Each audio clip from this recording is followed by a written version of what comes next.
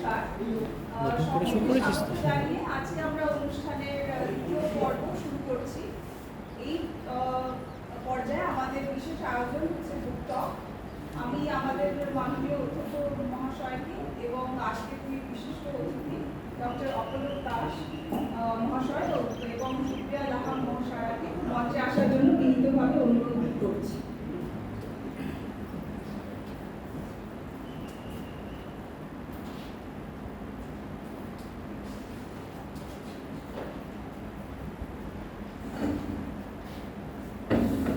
এবার আমি মাননীয় অধ্যক্ষ মহাশয়কে আমাদের এই দুই অতিথিকে উত্তরীয় করিয়ে বরণ করার জন্য অনুরোধ করছি।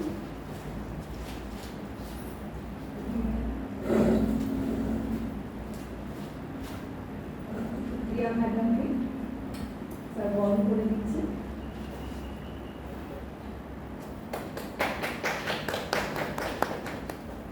এবং এরপরে ডক্টর অপলক দাস মহাশয়কে স্যার বরণ করে দেবেন।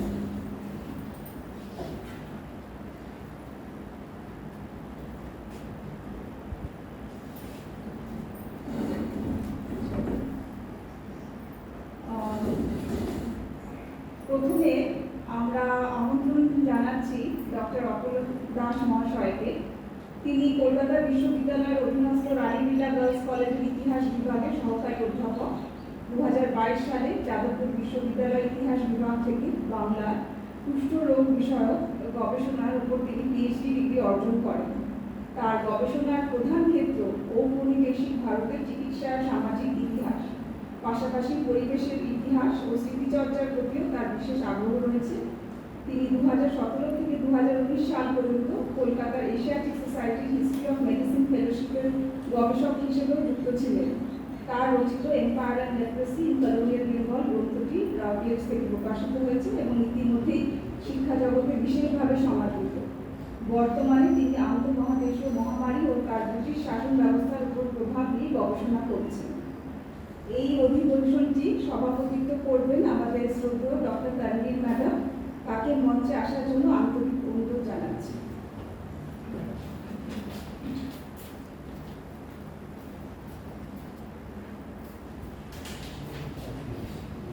এবার আমি অধ্যক্ষ মহাশয়কে কিছু বক্তব্য রাখার জন্য অনুরোধ করব।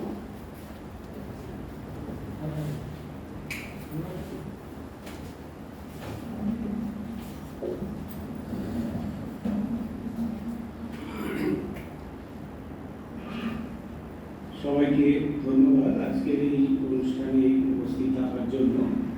আজকে আমরা এই পর্যায়ে দুজন গবেষক কে আমরা আহ্বান জানিয়েছি, আমন্ত্রণ জানিয়েছি তাদের সাম্প্রতিক প্রকাশিত বই নিয়ে আলাপ আলোচনার জন্য।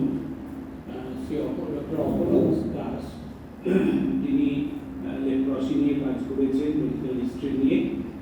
অপলক দাসের সঙ্গে আমরা আগেও আলোচনা করেছি।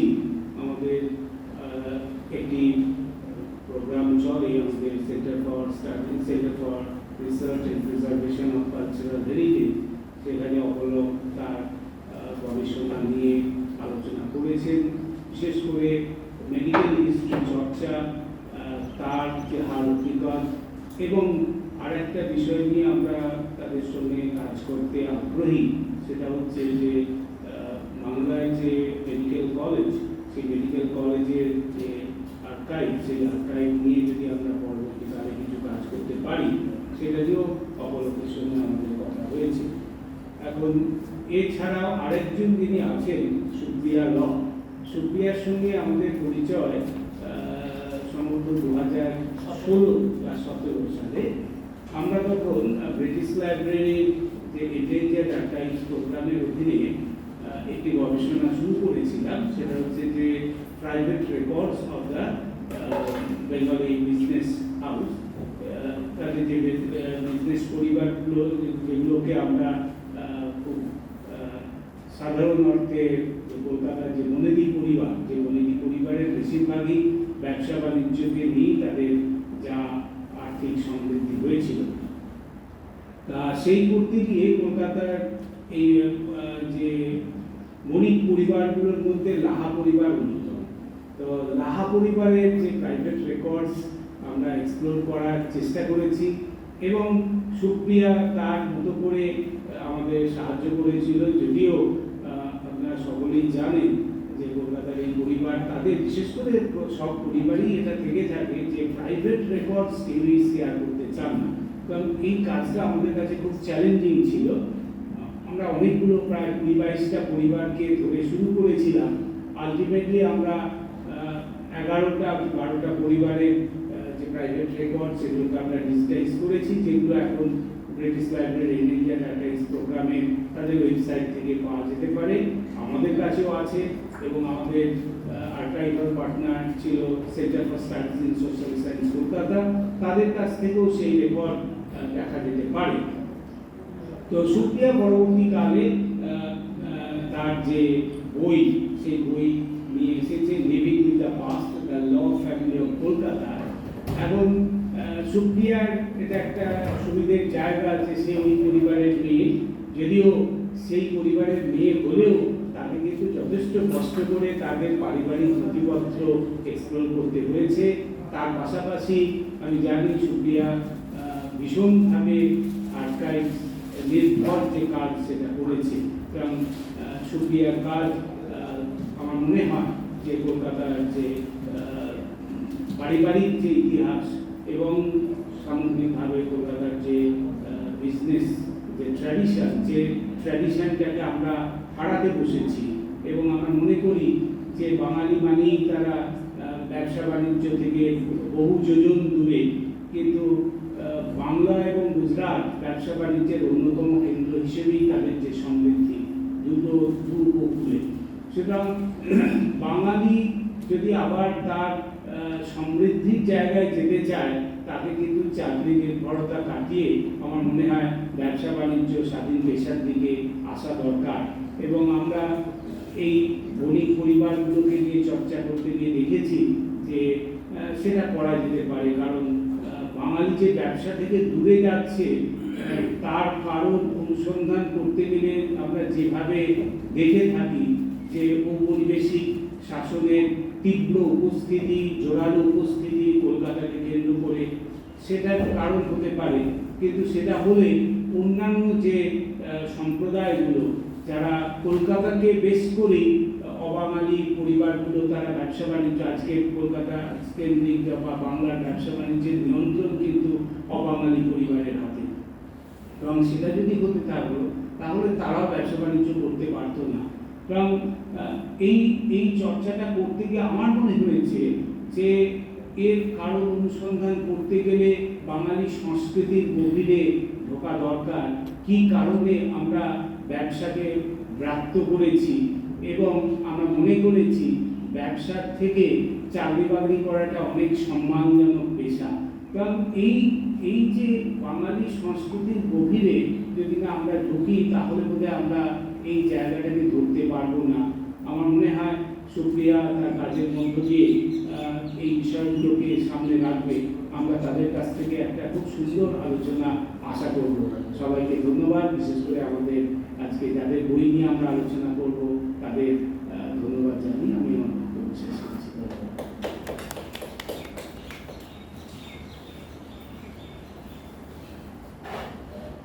ধন্যবাদ স্যার। এবার আমরা তাহলে ডক্টর অপলক দাসকে বলবো নিজের বক্তব্য রাখার জন্য।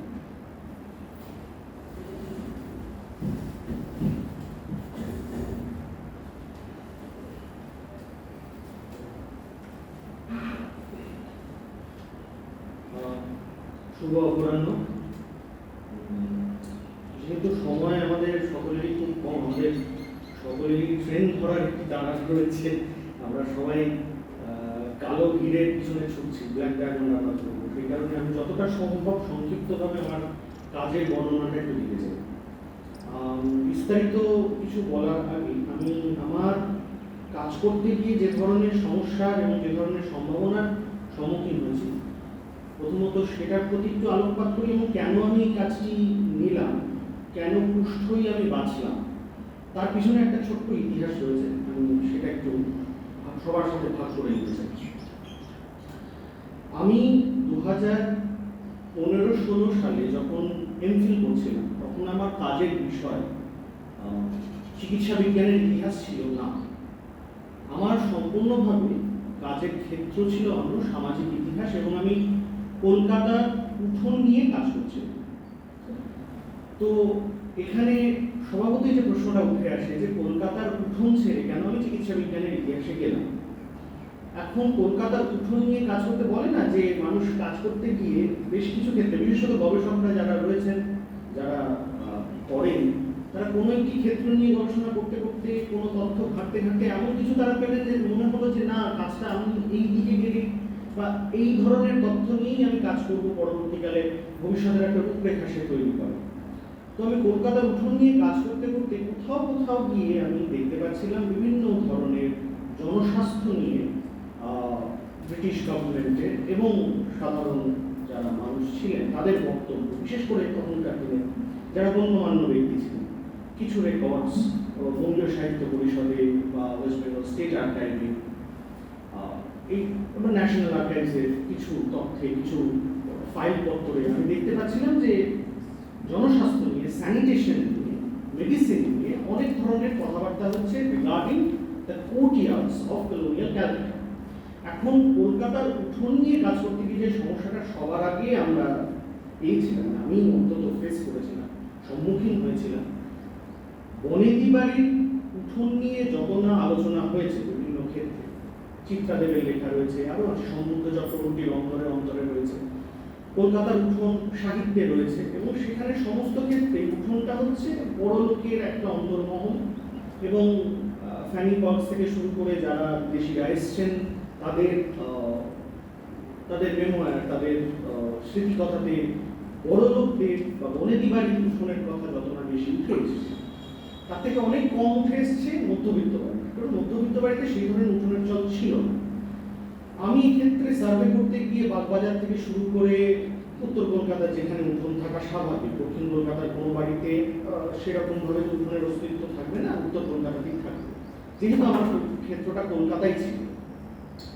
এখন উত্তর কলকাতাতে গিয়ে আমি বিভিন্ন ক্ষেত্রে মধ্যবিত্ত বাড়িতে উঠোন খুঁজে পেয়েছি। এখন সেটার একটা সমাজতাত্ত্বিক অ্যাঙ্গেল হতে পারে, সেই নিয়ে গবেষণা এগোতে পারে, কিন্তু তার থেকে আমি যেটা গুরুত্বপূর্ণ বিষয় আবিষ্কার করলাম যে এই সমস্ত বাড়িগুলোতে, বনেদি হোক কিংবা গৃহস্থ বাড়ি, মধ্যবিত্ত বাড়ি, সেই বাড়িগুলোতে যে ধরনের স্যানিটেশন রয়েছে উঠোনকে কেন্দ্র করে, যে ধরনের কয়েক প্রণালী রয়েছে, যে ধরনের আঁতুর ঘর নিয়ে যে ধরনের কনসেপ্ট রয়েছে, ধারণা রয়েছে, এই সমস্ত ধারণাগুলো রিফ্লেক্ট হচ্ছে, প্রতিফলিত হচ্ছে বিভিন্ন গ্রন্থে, বিভিন্ন ফাইলে, গভর্নমেন্টের ফাইলে, গভর্নমেন্টের রিপোর্টে, রেগুলেশনস আসছে বিল্ডিং কমিশনের, যে কতটা আমি ছাড়বো জমি, কতটা প্রাইভেট প্রপার্টি হিসেবে অ্যাকনলেজড হবে, ব্যক্তিগত সম্পত্তি হিসেবে গৃহীত হবে, ব্যক্তিগত সম্পত্তি এবং সরকারি সম্পত্তির একটি বিভাজন, পাবলিক প্রাইভেটের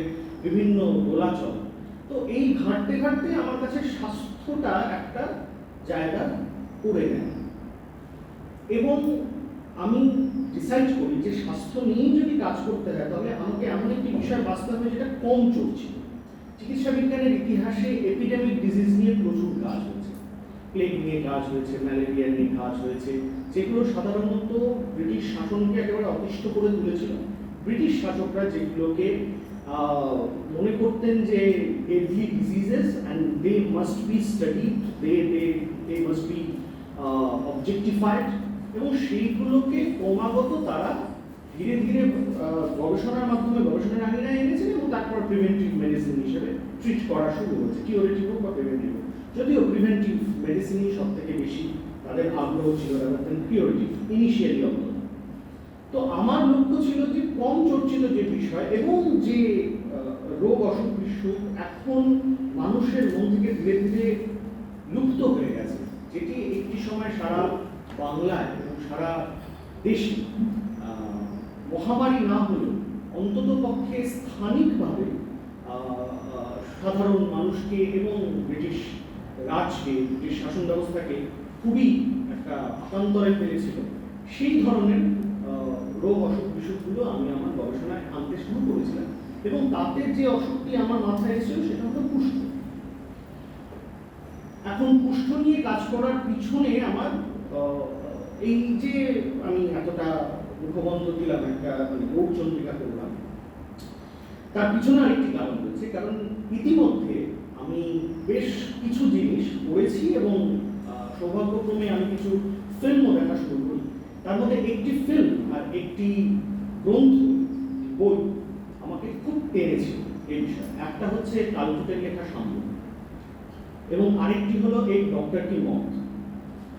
এক ডক্টর কি মত একটি ফিল্ম, যে ফিল্মে তপন সিনহার একটি ফিল্ম, পঙ্কজ কাপুর অভিনীত, এবং সেখানে যিনি সুভাষ মুখোপাধ্যায় আমাদের যিনি ছিলেন পশ্চিমবঙ্গের প্রথম IVF তৈরি করা, তার হাত ধরে সেই সুভাষ মুখোপাধ্যায়ের আদলে একটি চরিত্র, এবং সেই চরিত্রটি দেখা যায় যে তার মূল গবেষণা ছিল কুষ্ঠ, লেপ্রোসি, এবং সেই কুষ্ঠ নিয়ে কাজ করতে করতে তিনি ধীরে ধীরে ইনফার্টিলিটি এগেনস্টে এক ধরনের প্রিভেন্টিভ ভ্যাকসিন আনে, যাতে ফলে একটি ইনফার্টাইল মানে পেশেন্টকে ফার্টাইল করতে পারে, বা তাকে তার যে বাচ্চা হচ্ছে না তাকে সন্তান সম্ভবা করার একটি সম্ভাবনা আছে। এই ধরনের একটি ভ্যাকসিন, এই ধরনের একটি ওষুধ তিনি আবিষ্কার করে, যদিও সেটা গল্পের মোড় অন্যদিকে যায় এবং আলটিমেটলি তাকে ভিক্টিমাইজ করা হয়, তাকে ভিক্টিম করা হয়। এবং তিনি গল্পে যেটা দেখা গেছিল যে তিনি তার ক্ষেত্র বদলে আমেরিকায় চলে যান, যদিও বাস্তবে সেটা হয়নি। সুভাষ মুখোপাধ্যায় শেষ পর্যন্ত আত্মহত্যা করেন এবং তার মানে মৃত্যুর পিছনে বিভিন্ন ধরনের কথা রয়েছে। যাই হোক, এই যেহেতু তার ইনিশিয়াল গবেষণাটি ছিল কুষ্ঠ, আমি সেই কুষ্ঠ নিয়ে আমি খুব মানে ভাবলাম যে কুষ্ঠ নিয়ে একজন মানুষ গবেষণা করতে করতে এইরকম একটি প্রিভেন্টিভ মেডিসিন কি করে বার করতে পারে।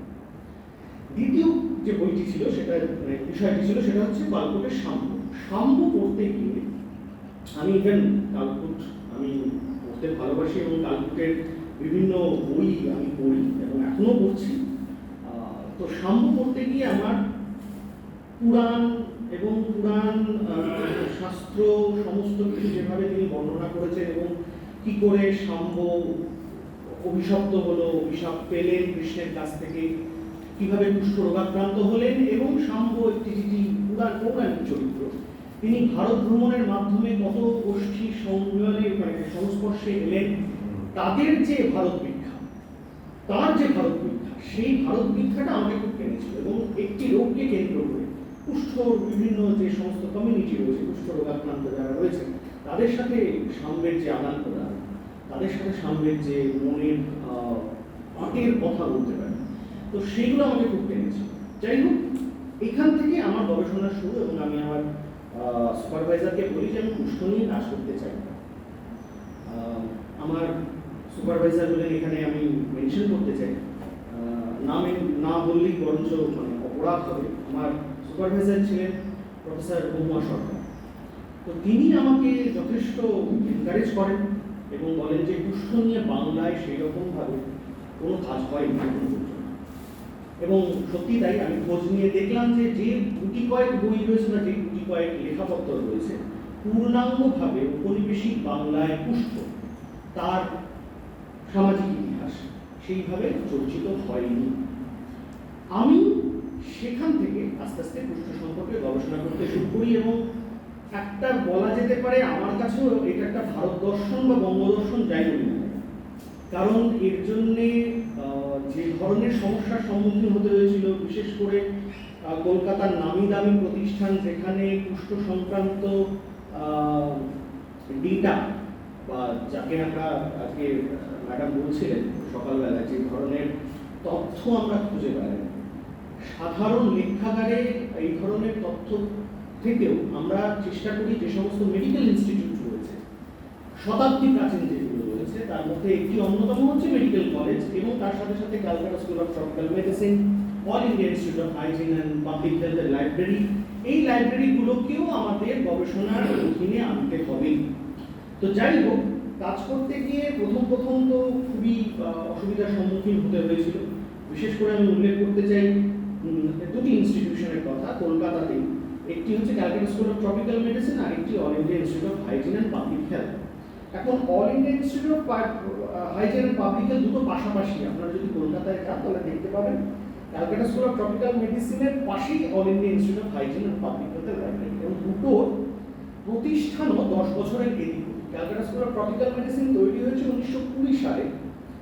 1914 সালে প্রথম ফাউন্ডেশন স্টোন রাখা হয়েছিল, শুরু হতে হতে 1920, এবং অল ইন্ডিয়া ইনস্টিটিউট অফ হাইজিনের AIIHPH যেটা বলা হয়, সেটার যাত্রা শুরু হয় রকফেলার ফাউন্ডেশনের থ্রু দিয়ে, তাদের ডোনেশনে, এবং ব্রিটিশ রাজের দৌলতে ছিল। 1930, 31 বা 32 এই সময় হয়, সুতরাং 10 বছরের এগিয়ে। এবং মজার বিষয় হলো অল ইন্ডিয়া ইনস্টিটিউট অফ হাইজিনে যে তথ্যগুলো রয়েছে, যে বইগুলি রয়েছে, গবেষণার জিনিসপত্র, মেডিকেল আর্কাইভ যাকে বলে, মেডিসিন রিলেটেড যে সমস্ত ডেটা রয়েছে, যে ধরনের তথ্য রয়েছে, সেই তথ্যের মোরাললেস একই রকম তথ্য ট্রপিক্যাল মেডিসিনও রয়েছে। এখন আপনাদের মনে হতে পারে যে ট্রপিক্যাল মেডিসিন এবং এই ইনস্টিটিউটটি অল ইন্ডিয়া ইনস্টিটিউটে মূলত পাবলিক হেলথ, জনস্বাস্থ্য নিয়ে যে কাজকর্ম হয়। ট্রপিক্যাল ইনস্টিটিউট তৈরির পিছনে একটি ইতিহাস রয়েছে, যে ভারতবর্ষে প্রথম ট্রপিক্যাল ডিজিজ নিয়ে যে সংস্থাটি তৈরি হয়েছিল, ট্রপিক্যাল ডিজিজের রিসার্চ নিয়ে, গবেষণা নিয়ে যে সংস্থাটি তৈরি হয়েছিল, সেটা হচ্ছে এই ট্রপিক্যাল মেডিসিন। প্রথম পৃথিবীতে দুটি ইনস্টিটিউশন তৈরি হয় যেখানে ট্রপিক্যাল ডিজিজ নিয়ে কাজ শুরু হয়েছে। একটা হচ্ছে London school of Tropical medicine, এখনো আছে, আরেকটা হচ্ছে Liverpool school of Tropical medicine. সেই আদলে পরবর্তীকালে আমাদের দেশে প্রথম ট্রপিক্যাল মেডিসিন সংক্রান্ত কাজপত্র শুরু হয় ইনস্টিটিউশনে, কলকাতায়। এখন যেহেতু 1920 সালে এটি তৈরি হয়েছে, 1920 সাল থেকে এখনো অবধি যত ধরনের ট্রপিক্যাল মেডিসিন সংক্রান্ত কাগজপত্র, তথ্য, চিঠি, এবং সেই সময়কার যারা পায়োনিয়ার ছিলেন, পথপ্রদর্শক ছিলেন ট্রপিক্যাল ডিজিজ নিয়ে কাজ করে, যেমন লিওনার্ড রজার্স, আর্নেস্ট মুর থেকে শুরু করে আরো অনেকে ছিলেন, প্যাট্রিক ম্যানসন, আমি তার নাম নিচ্ছি না, কিন্তু অনেকজন রয়েছেন, রোনাল্ড রসের কথা আমরা সবাই জানি। তো সেই সবারই তাদের এক একটা আকর রয়েছে, খনি রয়েছে ট্রপিক্যাল মেডিসিনের লাইব্রেরি। এখন মুশকিল হচ্ছে এই ধরনের ইনস্টিটিউটে যদি আপনি অ্যাক্সেস করতে যান, যার জন্য আমাদের এই ডিজিটাইজেশনের দরকার। আমরা সবসময় বলেছি যে জ্ঞান সবসময় উন্মুক্ত হওয়া দরকার, এবং আমার পক্ষে বা একজন প্রত্যন্ত গ্রামে থাকা ছেলেটি যার ট্রপিক্যাল ডিজিজ নিয়ে কাজ করার ইচ্ছে রয়েছে, তার পক্ষে সবসময় সম্ভব হয় না যে প্রিভিলেজটা আমি পাই, সেই প্রিভিলেজটা সেও পাবে। আমার পক্ষে ট্রপিক্যাল মেডিসিনে একদিনে 3-4 বার ওঠানামা করা খুব একটা মানে কষ্টকর না, কিন্তু একটি ছেলের পক্ষে যে থাকে হয়তো বর্ধমানের প্রত্যন্ত অঞ্চলে বা উত্তরবঙ্গে, তার পক্ষে বারবার কলকাতায় আসা যাওয়া করাটা খুবই অসাধারণ, যদি না তার কলকাতায় কোনো বেস থেকে। তো সেক্ষেত্রে আমার যেটা সমস্যা হয়েছিল, যে আমি ট্রপিক্যাল মেডিসিন বলে বলছি না, এরকম অনেক ইনস্টিটিউশন রয়েছে যেখানে লাইব্রেরি পর্যন্ত অ্যাক্সেস করতে দেওয়া হয়। আমি আর্কাইভ বা ন্যাশনাল লাইব্রেরি বা রামকৃষ্ণ মিশনের মতো লাইব্রেরির কথা বলছি, আমি সেই সমস্ত আর্কাইভের কথা বলছি যেগুলো আর্কাইভ হিসেবে যে সেগুলো ট্রিট করা যেতে পারে। They don't have that concept that it can be used as archive. এই ধারণাটা তাদের কাছে নেই। তাদের কাছে আমাদের আরেকটি যেটা সমস্যার সম্মুখীন আমরা হই, সেটা হচ্ছে পাবলিক লাইব্রেরি। পশ্চিমবঙ্গের যে স্টেট লাইব্রেরি বা পাবলিক লাইব্রেরি রয়েছে, একটা সময় যেগুলো রীতিমতন জর্জরিত, আজকে তাদের অবস্থাটা ঠিক কীরকম সেটা আমাদের একটু ভাবতে হবে। পাবলিক লাইব্রেরিও কিন্তু আঞ্চলিক ইতিহাসের একটা বিশাল বড় খনি। আমি নিজে বলতে পারি যে সেলিমপুরে, আমি থাকি কলকাতার ঢাকুরিয়ার ওখানে, একটি পাবলিক লাইব্রেরি বহুদিন ধরে আমি দেখেছি যে আমার 2015, 16, 17 অব্দি আমি দেখেছি মানুষ সেখানে পড়তে আসে, সন্ধ্যেবেলায় সেখানে রীতিমতন আলো জ্বলছে, পড়াশোনা চলছে। সেদিন আমি গিয়ে দেখলাম যে লাইব্রেরি বন্ধ। আমি বারবার এরকম অনেক জায়গায় গেছি যেখানে পাবলিক লাইব্রেরি বন্ধ দেখতে পেয়েছি। কেন দেখতে পেয়েছি কিছু তার পিছনে কি কারণ থাকতে পারবে আমি জানি না। শান্তিপুরের মতন জায়গায়, যেখানে আপনার শান্তিপুরে একটি লাইব্রেরি রয়েছে, সেই লাইব্রেরি কৃত্তিবাস বোঝার যে জায়গা, সেইখানে একটি লাইব্রেরি রয়েছে কৃত্তিবাসী লাইব্রেরি নামে, সেইখানে পুঁথি রয়েছে। সেই লাইব্রেরিটি ওরকম অনাদরই করে রয়েছে, ফুলিয়া, শান্তিপুরের কাছে ফুলিয়া, তো অনাদরে করে রয়েছে। তো এইরকম ভাবে আমি বলতে পারি যে এগুলো তো ধরুন যে নষ্ট হয়ে যাচ্ছে যে পুঁথি পত্র, সেখান থেকে আমরা একটি ডেটা পেয়ে পাই। আমি যে ইনস্টিটিউশনের কথাগুলো বলছি, সেই ইনস্টিটিউশনে আমাকে বলা হয়েছিল যে আপনি আগে দেখুন যে আপনি কি কি দেখতে চান সেগুলো একটা লিস্ট করে আমাকে বলুন। আমি বলেছি যে আপনি যদি আমাকে ক্যাটালগটা না দেখান তাহলে আমি বুঝবো কি করে যে আমি কি কি জিনিস দেখব। সে ক্যাটালগ দেখাতে রাজি নেই, সে আগে বলছে যে আপনি কি কি দেখতে চান সেটার একটা লিস্ট করুন। আমি তো অনেক কিছুই দেখতে চাই, তো সেইগুলো আপনার লাইব্রেরিতে যদি না থাকে তাহলে আমি দেখে কি করবো? আপনি আগে ক্যাটালগটা অ্যাক্সেস করতে দিন। তিনি ক্যাটালগ প্রথমে অ্যাক্সেস করতে দেবেন না, বেশ কথা, ক্যাটালগ তিনি অ্যাক্সেস করতে দেবেন না। তারপরে আমি যখন বিভিন্ন চিঠিপত্র নিয়ে এলাম, তারপর সাইন এইখানের জায়গায় এইখানে আনতে হবে সাইন, এইখানে স্ট্যাম্পের জায়গায় এখানে স্ট্যাম্প করাতে হবে। আমি একই দিনে একটি ইনস্টিটিউশনে, নাম করছি না, 4 বার যাতায়াত করেছি, উত্তর কলকাতা থেকে দক্ষিণ কলকাতা। মেট্রোর অ্যাক্সেস ছিল বলে আমি একই দিনে 4 বার ওঠানামা করেছি। আলটিমেটলি আমি বুঝলাম ইনি আমাকে অ্যাক্সেস করতে দেবেন না। আমি বিফল মনোরথে ফিরে আসছিলাম, তখন অল ইন্ডিয়া ইনস্টিটিউট অফ হাইজিনে আমি ভাবলাম যে অন্তত একবার খোঁজ তো নিই যে এই লাইব্রেরিটার অ্যাক্সেস আমি পাবো কিনা।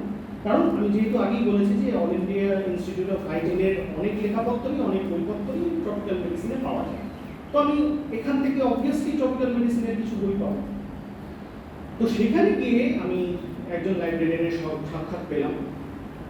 তো সেই সাক্ষাতে তিনি আমাকে যথেষ্ট হেল্প করলেন, আমাকে পুরো লাইব্রেরি খুলে দিলেন এবং আমি অত্যন্ত আনন্দের সাথে 1 মাস সেখানে কাজ করেছি। আমার বইটি যদি আপনারা দেখেন, অল ইন্ডিয়া ইনস্টিটিউট অফ হাইজিনের আমি সেখানে মেনশন করেছি, সেখানকার লাইব্রেরিয়ানের নামও মেনশন করেছি। অত্যন্ত অনেক একজন ভদ্রলোক, এইরকম ভদ্রলোক পাওয়া খুবই দুষ্কর। আমি খুবই খুবই প্লিজড ওনার ব্যবহারে এবং ওনার যে তিনি পারমিশন আমাকে দিয়েছেন। কিন্তু দুর্ভাগ্যজনক হলো এই সময় যখন আমি আমার বইটি বেরিয়ে গেছিল, আমি তাকে বলেওছিলাম, তারপরে যখন আমি নতুনভাবে তার কাছে কাজ করতে চাই যে আমি আবার আপনার লাইব্রেরিটি অ্যাক্সেস করবো যদি আপনি পারমিশন দেন, বললেন আপনি লাস্ট কবে করেছেন? আমি বললাম 2017, 18, 19 এই সময়। বলে এখন আর এই নিয়ম নেই, এখন আর এই নিয়ম নেই, আমি আপনাকে অ্যাক্সেস করতে দিতে পারবো না, আপনাকে লিখে জানাতে হবে কি কি দেখতে চান। সেই প্রথম থেকে আবার যে লাইব্রেরিটি আমাকে বলেছিল যে আপনি আমাকে বলুন যে কি কি আপনি দেখতে চান, সেটাকে লিস্ট করে পাঠান, তারপর আমরা দেখব। না, all India Institute of hygiene একটি কেন্দ্রীয় সংস্থা, সেখানে এখন মাথার উপরে কারা বসে আছেন, তারা এখন আমাদের জন্য আর উন্মুক্ত করছেন না, অনেক কাঠখড় পুড়িয়ে হয়তো বা করা যেতে পারে। তো এই ক্ষেত্রে আমাদের ডিজিটাইজেশন অনেক হেল্প করতে পারে, অন্তত অল্টারনেটিভ যে সোর্সেসগুলো রয়েছে সেগুলো সম্পর্কে। আমি 5 মিনিটে আমি আমার বইয়ের কথা সম্পর্কে একটু বলি। কুষ্ঠ এটি একটি ব্যাকটেরিয়া ঘটিত রোগ এবং ভারতবর্ষ এবং ব্রাজিল মিলে এখনো পর্যন্ত প্রায় 71% কুষ্ঠ রোগীকে আমরা ভারতবর্ষ এবং ব্রাজিলে পাই। সারা পৃথিবীতে একটা সময় এই রোগটিকে নিয়ে প্রচুর চর্চা হয়েছে, এর উল্লেখ পুরাণে, মানে বাইবেলে কুষ্ঠ নিয়ে প্রচুর গাথা, প্রচুর গল্প রয়েছে। সাম্যের কথা তো আমি বললাম, আপনারা পুরাণ, সাম্য পুরাণ বা সূর্য পুরাণ ঘাটলে কুষ্ঠ সম্পর্কে অনেক রেফারেন্স পাবেন। আমি এগুলো অনেকটাই দেখেছি এবং যদিও আমি অরিজিনাল দেখিনি, অবভিয়াসলি ট্রান্সলেটেড ভার্সন দেখেছি। এখানে আমার অনেক ল্যাকুনা রয়েছে, যেহেতু আমি পালি সংস্কৃত ভাষা সম্পর্কে আমার পরিচিতিটা নেই, সেজন্য আমার ট্রান্সলেটেড ভার্সন নিয়েই আমি বেশি আমাকে নির্ভর করতে হয়েছে। এই রোগটি ভারতবর্ষে প্রথম জনগণনায় মিশছিল 1872 নামে, প্রথম যে জনগণনা। তার আগে পর্যন্ত ভারতবর্ষে কুষ্ঠরোগীর কথা পাওয়া যায়, কিন্তু তার মোটামুটি যে অঙ্কটা, সেই অঙ্কটা উঠে আসে ওই 1872-এর জনগণনা। তার আগ দিয়ে আপনার রয়্যাল কলেজ অফ ফিজিশিয়ানস তারা একটি সার্ভে করে এবং তাতে তারা একটি রিপোর্ট বার করে 1867 সালে। সেই 67 সালে তারা বলে যে ভারতবর্ষে কুষ্ঠরোগ রয়েছে এবং কুষ্ঠরোগ বেশ ভালো রকমের রয়েছে, কিন্তু এই নিয়ে আরো গবেষণার প্রয়োজন। 1872 কেন বললাম? কারণ 1872-73 সময়ে প্রথম যিনি ব্যাকটেরিয়াটি আবিষ্কার করেন তার নাম হচ্ছে হ্যানসেন, GHA হ্যানসেন। এবং সেই হ্যানসেন, তার কারণে এই ডিজিজটার নাম বলা হ্যানসেন্স ডিজিজ। অনেক পুরনো বইপত্র আপনারা ঘাটলে পাবেন হ্যানসেন্স ডিজিজ। মাইক্রোব্যাকটেরিয়াম লেপ্রি বলে একটি ব্যাকটেরিয়া, তাই সেই থেকে এটি ছড়ায় এবং খুব ছোঁয়াচে না হলেও মানুষের যে ধরনের সালাইভা, বিভিন্নভাবে সংস্পর্শে যদি বহুদিন আপনি কুষ্ঠরোগী থাকেন তাহলে সেটা থেকে কুষ্ঠরোগ হওয়ার সম্ভাবনা রয়েছে। এখন আজকে 2026-এ দাঁড়িয়েও এই নিয়ে প্রচুর গবেষণা, প্রচুর কথা হয় যে কুষ্ঠরোগটা ছড়ায় কিসের মাধ্যমে। অনেক ক্ষেত্রে বলা হয় যে স্যানিটেশন, ইনস্যানিটারি কন্ডিশন, অস্বাস্থ্যকর জায়গা, ঘিঞ্জি পরিবেশ এবং বিভিন্ন ধরনের পচা খাবার থেকে এই ধরনের রোগ ছড়ায়, কিন্তু কোনোটাই ঠিক সলিড একটা এভিডেন্সের মতন কেউ বলতে পারে না। কিছু কিছু প্রাণীর কথা বলা হয়, মাছি, মশা, আর্মাডিলো, বিভিন্ন রকমের ভেক্টরের মাধ্যমে এটা ছড়াতে পারে, কিন্তু এটা নিয়ে কোনো তথ্য প্রমাণ নেই এখনো পর্যন্ত। কিন্তু এইটুকু সবাই জানে যে কুষ্ঠরোগী কিন্তু এখন নিরাময়যোগ্য। আগে যেটা বলা হতো কুষ্ঠরোগ নিরাময় করাটা খুব অসম্ভব ব্যাপার, এবং কুষ্ঠরোগ একবার কারোর হলে তাকে এক ঘরে করে দেওয়া বা কনফাইন করে দেওয়াটাই হচ্ছে সব থেকে বড় বিষয়। সেই কারণে বিভিন্ন ধরনের কুষ্ঠাশ্রম তৈরি হয়েছে। একটা সময় মধ্যযুগীয় ইউরোপে কুষ্ঠাশ্রমে ভরে গেছিল, এবং সেই কুষ্ঠাশ্রমগুলি পরবর্তীকালে মানসিক রোগীদের অ্যাসাইলামে পরিণত হয়েছে, মেন্টাল অ্যাসাইলাম। এই যে ট্রান্সফরমেশনটা, এটা খুব সুন্দরভাবে মিশেল ফুকো দেখিয়েছেন তার ম্যাডনেস অ্যান্ড সিভিলাইজেশনে। যদি আপনারা পড়ে থাকেন তাহলে দেখতে পাবেন যে কিভাবে মধ্যযুগের কুষ্ঠাশ্রমগুলো আসলে মানসিক হাসপাতালে পরিণত হচ্ছে। আমি এখান থেকে চলে আসি ভারতবর্ষের কথায়। ভারতে প্রথম দিকে কুষ্ঠরোগ নিয়ে ব্রিটিশদের অত চিন্তাভাবনা ছিল না। চিন্তাভাবনাটা তখন এলো যখন 1889 নাগাদ, বিশেষ করে 1889 নাগাদ সুদূর কালুয়া পাপা দ্বীপপুঞ্জে, মানে আমাদের হাওয়াই দ্বীপপুঞ্জে একজন পাদ্রী মারা যান কুষ্ঠরোগে, ফাদার ডেমিয়ান। সেই ফাদার ডেমিয়ান মারা যাওয়ার পর হঠাৎ করে ব্রিটিশ সাম্রাজ্যের গভর্নরে তারা বলে যে এই একজন ভদ্রলোকের মারা যাওয়াটা আমাদের ভীষণ নাড়া দিয়েছে এবং আমাদের কুষ্ঠরোগ নিয়ে এখন কিছু একটা করতে হবে। সঙ্গে সঙ্গে কুষ্ঠরোগের নিয়ে ফান্ড তৈরি হয় এবং লেপ্রসি কমিশন অফ ইন্ডিয়া গঠিত হয় 1890-91। এই হলো শুরু। ভারতবর্ষে প্রথম কুষ্ঠ নিয়ে চর্চা বা চর্চা যাই বলুন না কেন, সেটা সবই শুরু হচ্ছে 1890-1891 সময়। তারপর চাকা গড়িয়েছে অনেক দূর।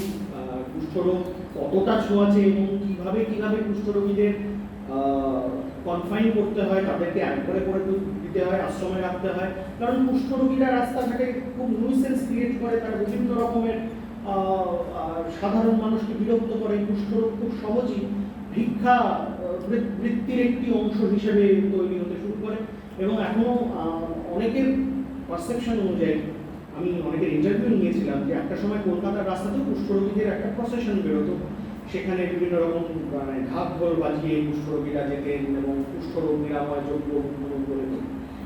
এখন সেটা অনেক কমে গেছে thanks to MDT, multi drug therapy, যেটা 1980 সালে 80-84 ওই সময় তৈরি হয়। তার আগে বিভিন্ন ধরনের কিউরেটিভ মেডিসিন, নিরাময়যোগ্য ওষুধের এক্সপেরিমেন্ট অনেক আগে থেকেই শুরু হয়েছে, এবং সেই শুরুটা হয়েছে Calcutta School of Tropical medicine তৈরি হওয়ার পর। প্রথম অনেক এই নিয়ে চর্চা হয়েছে এবং অনেক ঝড়ঝাপটার মধ্যে দিয়ে গেছে। 1955 সালে প্রথম ন্যাশনাল লেপ্রসি কন্ট্রোল প্রোগ্রাম তৈরি হয়, NLCP, national leprosy control programme. সেটাই পরবর্তীকালে ট্রান্সফর্ম হয়ে পরিবর্তিত হয়ে 1984 সালে হয় national leprosy eradication programme, NLEP, যেটা এখনো আমরা বয়ে চলেছি। এখন মূলত আমার এই বইটিতে 4টি দিক নিয়ে আমি আলোচনা করেছিলাম। আমি আর জাস্ট 2-3 মিনিট যে কিভাবে কুষ্ঠরোগ এবং কুষ্ঠরোগীরা সমাজ, রাষ্ট্র, কুষ্ঠাশ্রম এবং চিকিৎসা প্রতিষ্ঠানের দ্বারা কিভাবে তাদেরকে অবজেক্টিফাইড করা হয়, ভালো কথায় বলতে গেলে তাদেরকে কিভাবে একটি গোষ্ঠী হিসেবে নির্দেশ করা হয়, গবেষণা অন্তরে তাদেরকে কিভাবে ধরা হয় অ্যাজ আ স্যাম্পল, সমাজ কিভাবে কুষ্ঠরোগীদেরকে দেখছে। এক্ষেত্রে আমি বলে রাখি যে পশ্চিমবঙ্গ আমাদের যে বঙ্গীয় সাহিত্য পরিষদ রয়েছে, সে বঙ্গীয় সাহিত্য পরিষদে চিকিৎসা প্রকাশ, চিকিৎসা স্বাস্থ্য সমাচার, এই ধরনের অনেক প্রবন্ধ আমি দেখি, কৃষক দর্পণ, এইগুলো অনেক বই, অনেক পত্রিকা দেখি, এবং সেইখানে আমার 2 ধরনের মতবাদ উঠে আসে। একই ভদ্রলোক শ্রেণী, তারা একদিকে কুষ্ঠরোগের নিরাময় চাইছে, অন্যদিকে তারা বলছে কুষ্ঠরোগীরা মারাত্মক, এদেরকে শহরের বাইরে পাঠিয়ে দেয়। কুষ্ঠাশ্রমটি কোথায় হবে, শহরের মধ্যে হবে না শহরের বাইরে, এই নিয়ে একটি তর্ক চলছে। এবং সেই কারণে প্রথমে কুষ্ঠাশ্রমটি যেটা কলকাতার তৈরি হয়েছিল সেটা আম্মা স্ট্রিটে তৈরি হয়েছিল, ক্যালকাটা লেপার অ্যাসাইলাম। সেটা পরবর্তীকালে চলে যায় হচ্ছে বেলিয়াঘাটা অঞ্চলে। এখন যেখানে আপনারা দেখতে পারবেন যে গোবরা স্যানিটোরিয়াম, যে গোবরা আপনার যে ইয়েটা রয়েছে, হ্যাঁ কবরস্থানটা রয়েছে, সেই গোবরা কবরস্থানে এখন যে ইনস্টিটিউশনটা পাবলভ ইনস্টিটিউট, সেটা আগের নাম ছিল হচ্ছে Albert Victor লেপার asylum. Calcutta লেপার asylum ওইখানে উঠে এসেছিল, অ্যালবার্ট ভিক্টর লেপার অ্যাসাইলাম নামে উঠে এসেছিল এবং পরবর্তীকালে সেটি পাবলভ ইনস্টিটিউট হিসেবে আত্মপ্রকাশ করে। এটা একটি উৎকৃষ্ট উদাহরণ যে কিভাবে যে কুষ্ঠ রোগ চলে গিয়ে তার জায়গায় একটি মানসিক হাসপাতাল তৈরি করে। এটা আমি হঠাৎ করে ভাবলাম এটা কোনো কোইন্সিডেন্স নয়, এটা হয়, এটা হয়েছে, হয়ে এসেছে। যাই হোক, তো সেই সাথে সাথে রাষ্ট্র কিভাবে কুষ্ঠ রোগীদেরকে দেখছে, কুষ্ঠ রোগকে নিরাময় করাটা কি আদতে রাষ্ট্রের কোনো সদিচ্ছা ছিল, নাকি কুষ্ঠ রোগীদেরকে একটি ঘরে বন্দি করে রেখে তাদেরকে তাদের ভাগ্যের ওপর ছেড়ে দেওয়া। এবং এখানে মিশনারিটা অত্যন্ত গুরুত্বপূর্ণ ভূমিকা পালন করেছে, কারণ কুষ্ঠ রোগীদের আর কোনো যাওয়ার জায়গা ছিল না, তারা সুস্থ হয়ে গেলেও পরিবার তাদেরকে নেবে না। পুরুলিয়া কুষ্ঠাশ্রমের কথা পাওয়া যায়, রানীগঞ্জ লেপার অ্যাসাইলাম ছিল একটা সময়, আসানসোলে ছিল একটি, এরকম বাংলায় অনেক ধরনের কুষ্ঠাশ্রম ছিল। পরবর্তীকালে এগুলো সবই হাসপাতাল তৈরি হয়েছে। বাঁকুড়ার কথা বলতে পারি, বাঁকুড়া কুষ্ঠাশ্রম, এবং সেটি হাসপাতালে তৈরি হয়েছে। তো এই ধরনের ইনস্টিটিউশনে মিশনারিদের একটা ভূমিকা ছিল, তারা সহজেই এদেরকে কনভার্ট করে দিত, সহজেই এদেরকে দীক্ষা নিয়ে নিত, ধর্মান্তরিত করে দিত। এবং এক ধরনের বিশাল ক্রিসেন্টাম তৈরি করার এদের প্রচেষ্টা ছিল, যে এরা হচ্ছে সবাই আমাদের ভাই, কোথাও যাবার নেই, কুষ্ঠাশ্রমই একমাত্র তোমাদের শেষ আশ্রয়, যিশুই তোমাদের শেষ আশ্রয়। এবং এইভাবে কি করে একটি জনমত তৈরি করা ব্রিটিশ সরকারের প্রতি, সেটাও এদের একটা বিশাল লক্ষ্য। অদ্ভুতভাবে কুষ্ঠ রোগ নিয়ে যখন আমি কথা বলছি, কুষ্ঠ রোগীদের বাচন কিন্তু এখানে আমি পাচ্ছি না। যেটা পাচ্ছি যে কুষ্ঠ রোগীদের বাচন হিসেবে যারা কথা বলছে তারা কিন্তু শাসক দলেরই একটি অংশ। মিশনারিদের বলবো, ভদ্রলোক শ্রেণী বলবো, এরা সমাজের মাথা, তারা বলছে এই কুষ্ঠরোগী এই বলেছে। কুষ্ঠরোগীদের নিজস্ব বাচন কিন্তু আমি পাচ্ছি না। অবজেক্টিফিকেশনের প্রবলেমটা এইখানে হচ্ছে। যেমন আমি বলবো দলিত ইতিহাস, দলিত সাহিত্যের ইতিহাসে যেমন দলিতের একটি লিটারেচার, তার সে কি দেখছে, সে কি ভাবছে, সেটার যেমন একটা স্কোপ থাকে। অসুখের ইতিহাসে আমি রোগীদের বয়ান পাচ্ছি না। এবং খুব মানে আশ্চর্য হলেও এটা সত্যি যে শান্তিনিকেতনের মতো অঞ্চলে, যেখানে বিশ্বভারতীর আমি কার্যবিবরণী দেখেছি, সেখানে ম্যালেরিয়া নিয়ে কথা রয়েছে, লেগ নিয়ে কথা রয়েছে, কুষ্ঠ নিয়ে কিন্তু কথা। অথচ বীরভূম যথেষ্ট কুষ্ঠপ্রবণ একটা সময় তাই ছিল, এখন খুবই কমে গেছে, ইমিউনিটির দরুনই কমেছে। 2005 সালে কুষ্ঠরোগ পুরোপুরি উঠে গেছে বলে বলা হয়, নিরাময় হয়ে গেছে, কিন্তু আবার সে ফিরে এসেছে। এবং রিসেন্টলি আমি পড়ছিলাম কিন্তু আসার আগেই যে দিল্লির সরকার কুষ্ঠকে নোটিফায়েবল ডিজিজ বলেছে। নোটিফায়েবল ডিজিজ মানে যখনই কুষ্ঠরোগ মানে নির্দেশিত হবে, কুষ্ঠরোগকে ডিটেক্ট করা যাবে, সঙ্গে সঙ্গে জনস্বাস্থ্য আধিকারিককে ইনফর্ম করতে হবে। এবং শুধু দিল্লি নয়, বিভিন্ন প্রদেশের সরকার কিন্তু নড়ে চড়ে বসেছে। এখন আমার বইটি লেখার উদ্দেশ্য একটি কারণে, যে পরবর্তীকালে যাতে এটি একটি কুষ্ঠ রোগ নিয়ে যারা গবেষণা করছেন, সামাজিক ইতিহাস নিয়ে যারা গবেষণা করছেন, তাদের কাছে এটা যেন একটি মানে একটা প্রামাণ্য তথ্য হিসেবে উঠে আসতে পারে, যে প্রথম থেকে শেষ পর্যন্ত অন্তত পক্ষে 1955 বা 56 বা 60 পর্যন্ত কুষ্ঠরোগের ইতিহাসের ক্ষেত্রে বয়ানটা কিরকমভাবে বদলেছে, রাষ্ট্র কিভাবে কুষ্ঠরোগকে দেখেছে, সমাজ কিভাবে দেখেছে। আমি জানি না আমি কতটা জাস্টিফাই করতে পেরেছি, কিন্তু আমার চেষ্টাটা খুব সৎ ছিল। এবং আমি আশা করবো যে পরবর্তীকালে এই ধরনের কাজ আমি আরও করব, এবং এইরকমভাবে ডিজিটাইজড যদি ডকুমেন্টস আমাদের কাছে চলে আসে না, আমার মনে হয় যে কাজটা অনেক বেশি সুন্দর এবং সর্বাঙ্গীন।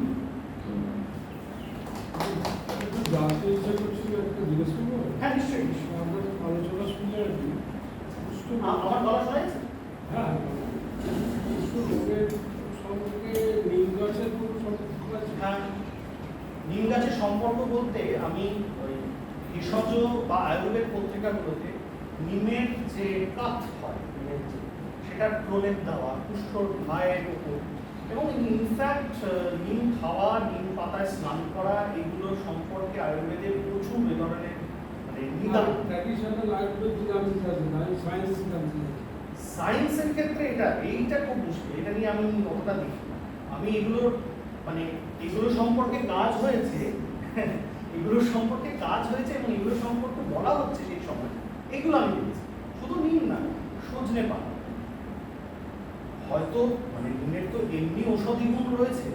এখন যদি আপনি কুষ্ঠরোগীর বউ পড়েন মানিক বন্দ্যোপাধ্যায়, সেখানে একটি বলা হয়েছে যে সেই সময় 1950 দশকে যে রোদে বসলে কুষ্ঠরোগ সেরে যায়, কারণ রোদের নাকি কুষ্ঠরোগের জাদু, সেগুলো আমার মনে হয় না এটা কোনো একটা ভিত্তি রয়েছে, কিন্তু 1950-এর সময় সেটাই ছিল একটা ন্যাশনাল একটা আইডিয়া।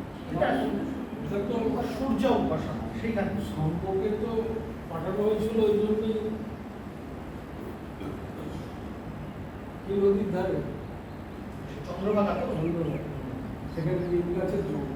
হ্যাঁ ওই সাম্প্রতিক ব্রাহ্মণদের এই সূত্রেই আগমন হয়, তাই তো? হ্যাঁ। ওখানে আছে সাম্প্রতিক ব্রাহ্মণদের এই সূত্রেই আগমন হয়েছিল। হ্যাঁ। এবার বাংলাতে সাম্প্রতিক ব্রাহ্মণদের আগমন হয়েছিল মহারাজ শশাঙ্কের। মহারাজ শশাঙ্ক পুষ্করকে আক্রান্ত করেছিলেন বলে একটা লেখা আছে। আচ্ছা, এইটা আমি জানি না, কিন্তু হরদূর মানে আমাদের মির্জাফর আক্রান্ত হয়েছিলেন এগুলো আমি জানি না। ওইসব বলে মনে হচ্ছে। আর এমনি সুভাষ মুখোপাধ্যায়ের হ্যানসেনের অসুখ বলে বলে একটা উপন্যাস আছে। আচ্ছা, সুভাষ মুখোপাধ্যায়, আচ্ছা, পড়া হয়নি না নিশ্চয়ই। আমি রৌরব পড়েছি আপনার বনফুলে, সেখানে কুষ্ঠরোগে ইনফ্যাক্ট আমি বলছি যে সাহিত্যে কুষ্ঠরোগ খুব মানে যে বেশি চর্চিত হয়েছে এরকম না। শ্রীকান্তে যেমন প্লেগের ছড়াছড়ি হয়েছে, শরৎচন্দ্র প্লেগ নিয়ে বলেছেন, ডেঙ্গুর কথা আমি রবীন্দ্রনাথের কথায় যেতে পাচ্ছি, ডেঙ্গু, ম্যালেরিয়া। কুষ্ঠ নিয়ে মানে তোর কুষ্ঠ হোক এই ধরনের গালাগালি পাওয়া যাচ্ছে, কিন্তু কুষ্ঠ নিয়ে একটা গোটা উপন্যাস, এটা পাওয়া কিন্তু খুব মুশকিল। বাংলাতে কুষ্ঠরোগীর সংখ্যা মানে কোনো অঞ্চল স্পেসিফিক কোনো কীরকম হচ্ছে? পশ্চিমাঞ্চলিক সবচেয়ে বেশি, আর এতে বাঁকুড়া, পুরুলিয়া। অথর্ববেদের শীত্র বোধহয় রোগটাকে বলা হতো। তাদের চিকিৎসার রেফারেন্স আছে। হ্যাঁ, এই একটা নিয়ে সুশ্রুতেও আছে, এগুলো তো প্রচুর রেফারেন্স আছে। বলছি, আপনি যেটা বললেন এখন নাকি আবার কুষ্ঠরোগটা বাড়ছে, হ্যাঁ। কোনটা গ্রেড 2 এর কুষ্ঠটা না কোনটা? একটা তো নিউ গ্রেড কেসেস যেমন আসছে, রিল্যাপস হচ্ছে যেগুলো সেগুলো আসছে। আপনি কোনটা বলছেন, পজ ফ্যাসিলিটি যেগুলো? না, আমরা মানে বেসিক্যালি আমি ইকোনমিক্সের ছাত্র। আচ্ছা, আমরা হেলথে কিছুটা এইভাবে দেখি তো এমনিতে তো দেখেছি গোটা পৃথিবীতে যা কুষ্ঠ রিপোর্টেড হয় তার নিয়ার অ্যাবাউট 60% ইন্ডিয়াতে হয়, কিন্তু এখন মানে এনএলইপির যে টার্গেট সেটা ছিল 10,000-এর মধ্যে লেস দ্যান 1-এ নামিয়ে আনা। তো ইন্ডিয়া তো এই মুহূর্তে বোধহয় ওই সেটা একের নিচেই আছে। অনেকদিন ধরেই একের নিচে আছে। হ্যাঁ। মানে মুশকিলটা হচ্ছে এই যে একটা মানে নির্মূল আমরা 2005 সালে হয়ে যাওয়ার করতে পর, পারিনি তো, না less than 1 না 2005 সালে ক্লেম করার জন্য আমি নির্মূল হয়েছি। এইবার টার্গেট রাখা হচ্ছে 2030। এবার পিছিয়ে সেটা কোথায় যাবে আমি জানি না। এখন বোধহয় 0.58 এরকম কিছু একটা আছে। এখন আবার বিভিন্ন জায়গায় বিভিন্ন রকম। এবার যেটা কনসিলমেন্ট একটা বিশাল বড় বিষয়। কুষ্ঠের ক্ষেত্রে অন্যান্য রোগ হলে, ম্যালেরিয়া, প্লেগ হলে আপনার ম্যালেরিয়া হচ্ছে, কেউ আপনাকে একবারে করে দেবে, কিন্তু এখন স্টিল না, গ্রামে যদি আপনার যান কুষ্ঠ, আপনি বলবেন যে আপনার ঘা হয়েছে, কুষ্ঠ বলবেন। হ্যাঁ, ওটা তো একটা মানে ঘা হলে আপনাকে social একটা এই issue বলবেন আছে। কুষ্ঠ হয়েছে, ব্যাস অমনি আপনাকে একবারে করে দেবে। আর একটা সেই যেটা হয় grade কনসিলমেন্টটা। 2 যেটা সেটাতে ডিসেবিলিটি হয়ে যায় আর কি। সেইটা ডিসেবিলিটির তো অনেক পরে, আপনি যদি কুষ্ঠটাকে রেখেই দেন, পুষে রাখেন। তারপরে হ্যাঁ পুষে রাখেন, পরে তো বলে ডিসেবিলিটিটা না, আসে। হ্যাঁ, সেটাই। আপনি যখনই জনস্বাস্থ্য অধিকারীদের কাছে যাচ্ছেন, কুষ্ঠরোগ বলছেন, সেটা চালু হয়ে যায়। মানে সিন্স 2005 এখনো পর্যন্ত এই একটা আমি যত স্ট্যাটিস্টিক্যালি জানি 0.6 বা এরকম জায়গায় নেমেছে। তার আপনাকে একটা নিচে আর মজার কথা হচ্ছে না। বলবো, কিছু মনে করবেন না। হ্যাঁ, ডাটা কালেকশন হবে কিন্তু আপনাকে একটা মজার কথা বলছি, কিছু মনে করবেন না। হ্যাঁ, ব্রিটিশ শাসনে না ডেটা চেপে দেওয়ার একটা বিষয় ছিল। হ্যাঁ, হ্যাঁ হ্যাঁ 1921 জনগণনা যদি আপনি দেখেন, বলবেন যে আগের জনগণনাগুলো সব মানে ফালতু হয়েছে, এইটাই হচ্ছে সবথেকে শেষ। এবং সেইখানে কুষ্ঠরোগ যত কম দেখাতে পারবেন, তত আপনি সর্বশ্রেষ্ঠ রাষ্ট্রের মালিক হিসেবে প্রতিপন্ন হবেন। এটা পোস্ট কলোনিয়াল ইন্ডিয়াতেও হয়েছে। যত আপনি রোগ অসুখ কিছু কম দেখাবেন, আপনার সব থেকে শেষ। দেখুন এবার সেটা তো মানতেই হবে, আর আমাদের তো রিসার্চের কিছু একটা বেস ওটা ছাড়া আমাদের কোনো উপায় নেই। এটা তো হ্যাঁ সেই আর কি। ম্যাডাম যদি এই কোশ্চেন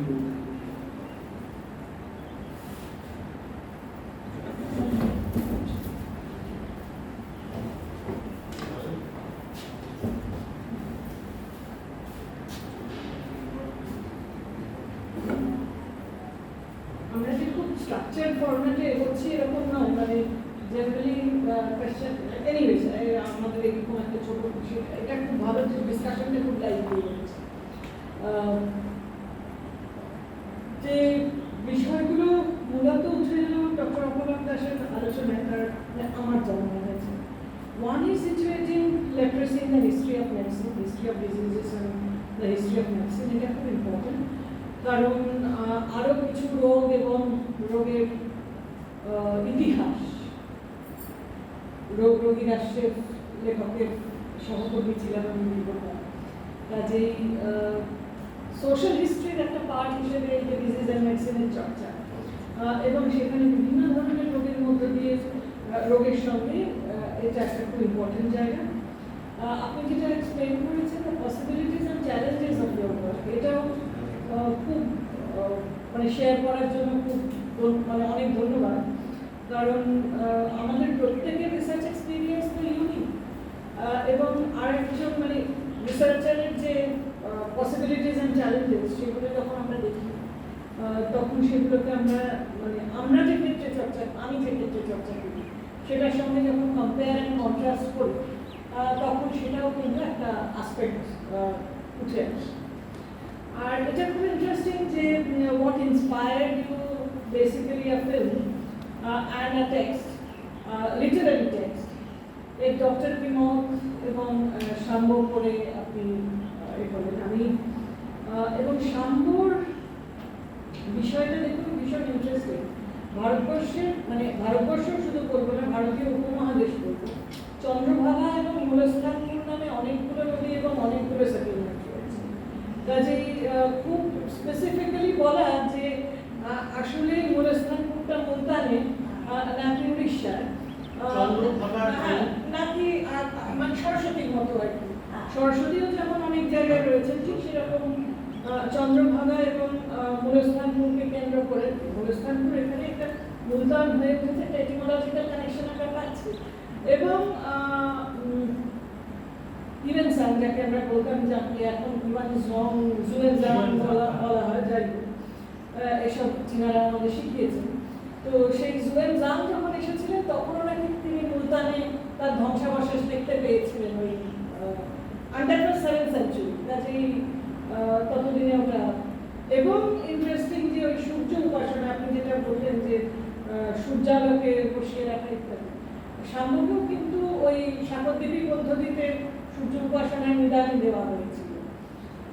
কাজেই ওই ওটাও খুব interesting how the ancient text এবং দ্য প্রেজেন্ট কনটেক্সট, মানে কলোনিয়াল কনটেক্সটকে যদি আমি প্রেজেন্ট কনটেক্সট বলি and the contemporary context, এই তিনটে কিভাবে হিস্ট্রি অ্যান্ড সোসাইটিতে ইন্টারভোভেন হয়ে যায় সেটা আপনার বক্তব্য থেকে খুব সুন্দর করে মানে আমার মনে হলো যে আমি রিলেট করতে পারলাম।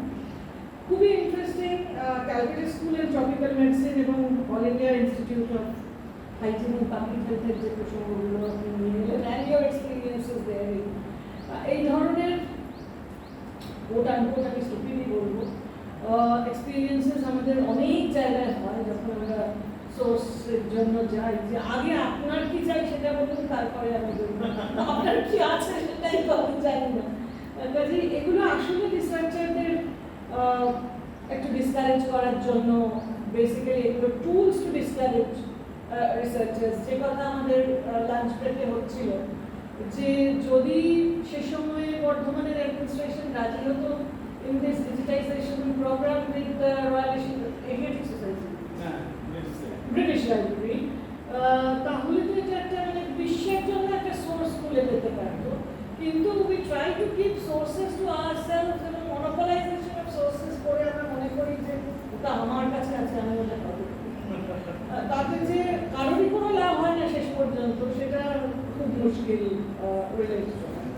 এবং যদি এটা ব্যুরোক্রেসি সেই সময় বুঝতে পারতেন, যে কথা ট্রিবিউটার সঙ্গে হচ্ছিল যে এটা করলে কি লাভ, ডিজিটাইজেশন ইত্যাদি, এবং সোর্সেসগুলো যদি বেশি করে ব্যবহৃত হয় তাহলে সেগুলো তাহলে কিন্তু আমাদের দেশ, এবং আমি শুধু আমাদের দেশ নয়, red tapism etcetera. I can give you one example, যে আমি যেহেতু উইমেন্স হিস্ট্রি নিয়ে কাজ করি, মানে উইমেন্স ইস্যুস নিয়ে কাজ করি, আমার ধারণা ছিল যে আমাদের দেশেই বোধহয় ডোমেস্টিক ভায়োলেন্সের ইনসিডেন্টস অনেক বেশি।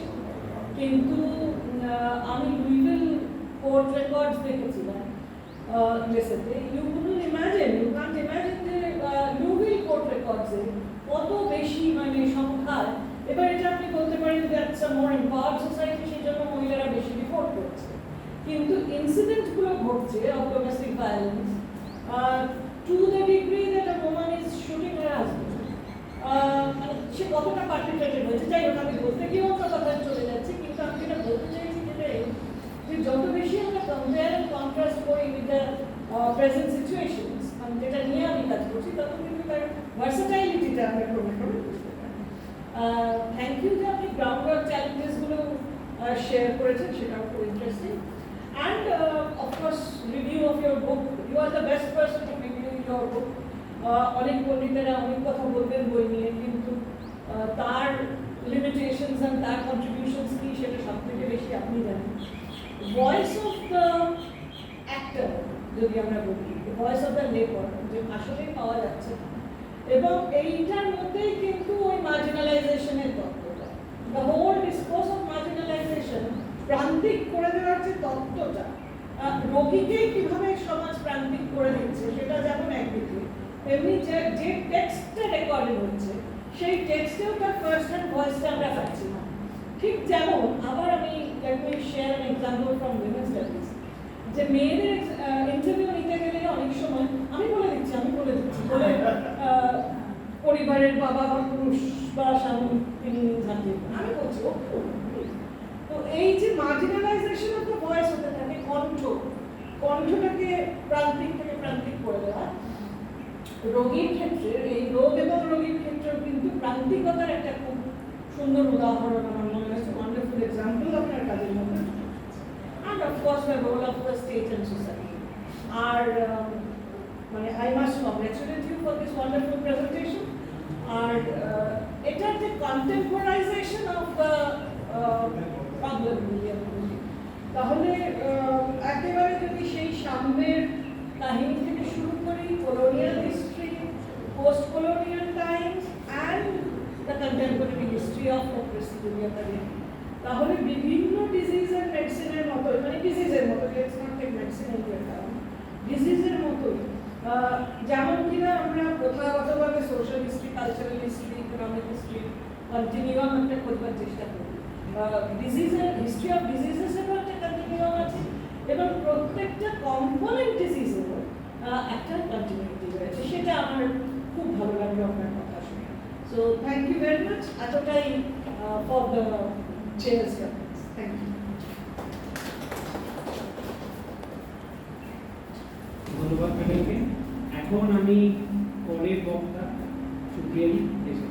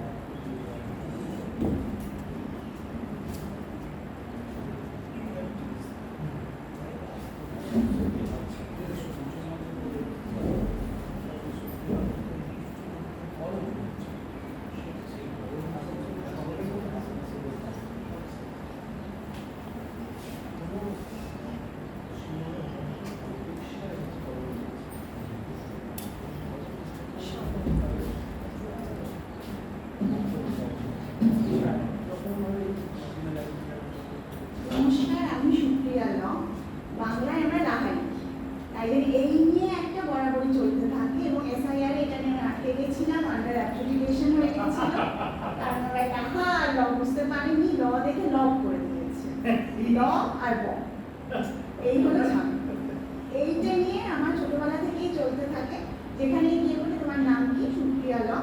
যদি বাঙালি, হ্যাঁ আমরা বাঙালি, আমরা বাংলায় লিখি লাহা আর ইংলিশে লিখি ল। এই লাহা ল করতে করতে আমি যখন কি নিয়ে রিসার্চ করবো, সেই লাহা ল নিয়ে রিসার্চ শুরু করি। তো যে বইটা আমি প্রথম লিখেছিলাম সেটা হচ্ছে living with the past, the law family of Calcutta. এটা হলো আমার পারিবারিক ইতিহাস। এবং আজকে আমরা সকাল থেকেই সোর্স নিয়ে কথা বলছিলাম, পেট্রিয়ার্কি নিয়ে কথা বলছিলাম। এটা দিক থেকে আমার অদ্ভুত এক্সপিরিয়েন্স হয়েছে। যেটা হয় আমাদের যেমন কলকাতা শহরে প্রথম যে বাড়িটা কেনা হয় সেটা হলো 1 নম্বর পেট্রিয়ার্কি। তো আমি আমার কাকাকে গিয়ে বললাম যে তাহলে আমাদের প্রথম গলিটা আমি দেখতে চাই। কাকা আমার দিকে দেখে খুব সন্দিগ্ধ নজরে বললেন যে কেন, ওর তো ওখানে ভাব নেই। এই যে জিনিসটা ভাব, একটা দলিলের যে একটা ঐতিহাসিক তার একটা ইম্পর্টেন্স আছে, সেটা তাদের কাছে ইম্পর্টেন্ট না। তাদের কাছে ইম্পর্টেন্ট হলো সম্পত্তি ভাব।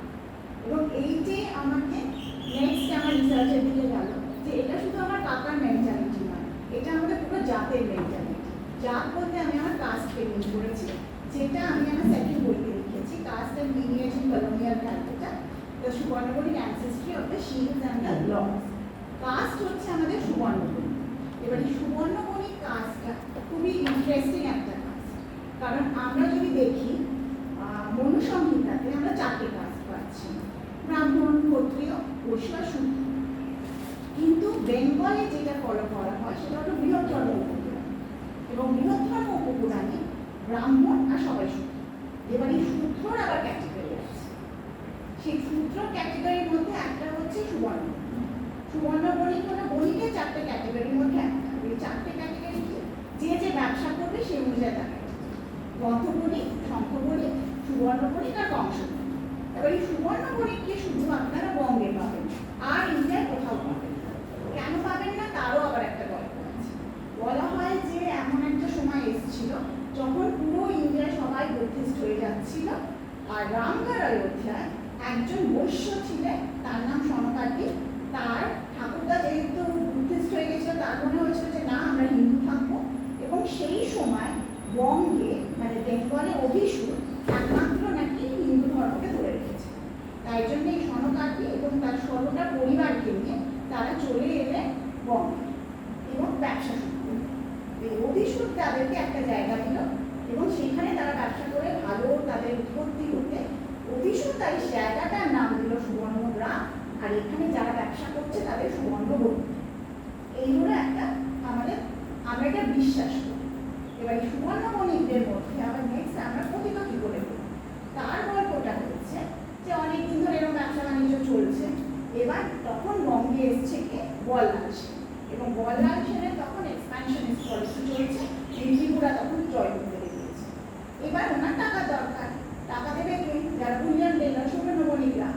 সুবর্ণবণিকরা মানে আজকের দিনেও এটা আমাদের মধ্যে আছে, আমাদের সম্পর্ক যতই ভালো হোক, টাকার ক্ষেত্রে আমরা 1 পয়সা কম। রাজাও যদি চায় যে আমাকে ইন্টারেস্ট যেটা বাজারে তোমরা দাও তার চেয়ে লোয়ার রেটে দাও, দেবে না। তো রাজা করলে রাজা তো করবে কাণ্ড, সেই করলে পুরো সুবর্ণবণিককে পড়তে করবে। আর এই সময় কে ছিল, এই সনকাদি, তারই ডিসেন্ডেন্ট বল্লাল। তাই জন্য আমাদের পুরো সুবর্ণবণিকটা পুরো কাস্ট আমরা পতিত হয়ে গেলাম, অজল হয়ে গেলাম, ব্রাহ্মণরা আমাদের হাতে জল দিল। তখন এই সুবর্ণগ্রাম থেকে বেরিয়ে এই সুবর্ণবণিকরা 4টে ডিফারেন্ট জায়গায় চলে গেল। আজকে উনি আমাদের রাঢ়ী গান সম্বন্ধে বলছিলেন। আমাদের একটা সুবর্ণবণিকের গোষ্ঠী হচ্ছে রাঢ়ী সুবর্ণবণিক, যারা রাঢ়ে রয়ে গেল। যারা সপ্তগ্রাম বন্দরে চলে গেল তারা সপ্তগ্রামী হয়ে গেল, যারা কটকে চলে গেল কটকি হয়ে গেল, যারা ঢাকার দিকে চলে গেল ঢাকা। আমি যে বংশের বিলং করি আমরা হলাম রাঢ়ী সুবর্ণবণিক। এবার এই রাঢ়ী আর সপ্তগ্রামের মধ্যে আবার র্যাঙ্কুটি আছে, মানে আমরা তো নিজেদের জাতেই বিয়ে করে সুবর্ণবণিক বিয়ে করি, কিন্তু আমার বাবা মার বিয়েতে আবার বলা হয় ইন্টারকাস্ট বিয়ে। কেন?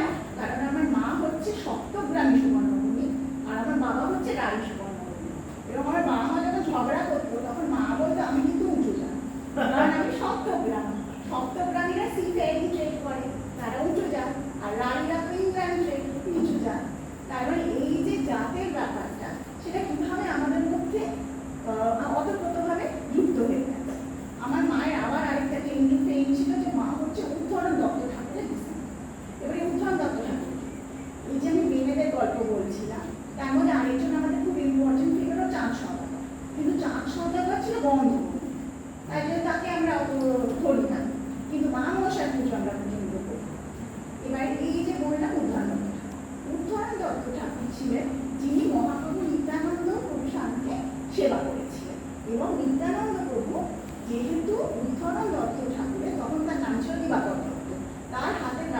খেয়েছিলেন এবং উনি রান্না করে তাকে দিয়েছিলেন, উনি খেয়েছিলেন, সেই পুরো বাসনগুলোকে মাটির তলায় পুঁতে দেওয়া হয়েছে। সেখানে একটা গাছ হয়েছে, সেটার নাম হলো, সেই গাছটা মাধবী গাছ। আর সপ্তগ্রামে তার মন্দির আজকেও আছে। এই হলো সেই মন্দির, আমরা শ্রীপাদ সপ্তগ্রাম।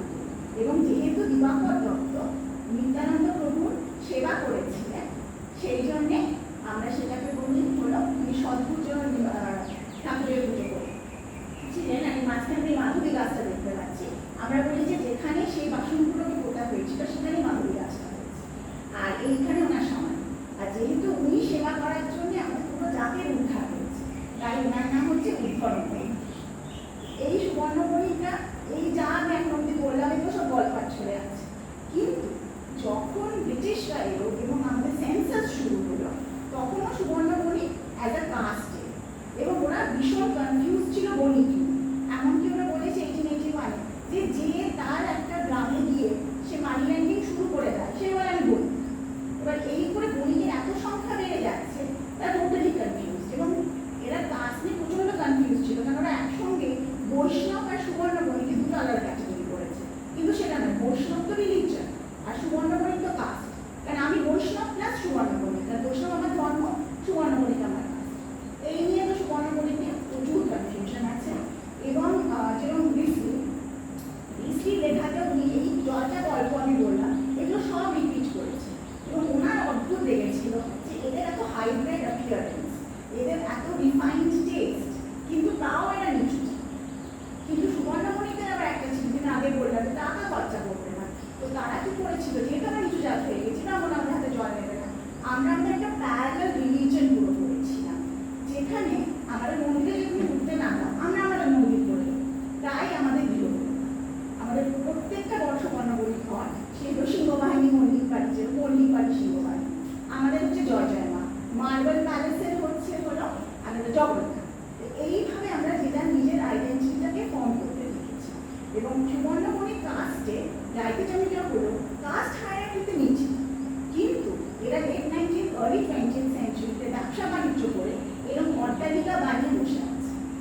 তো এই যাদের মার্বেল প্যালেস, তাদেরকে তো আপনি নিচু জাত হতে পারে, কিন্তু তারা তো ভুল করছে।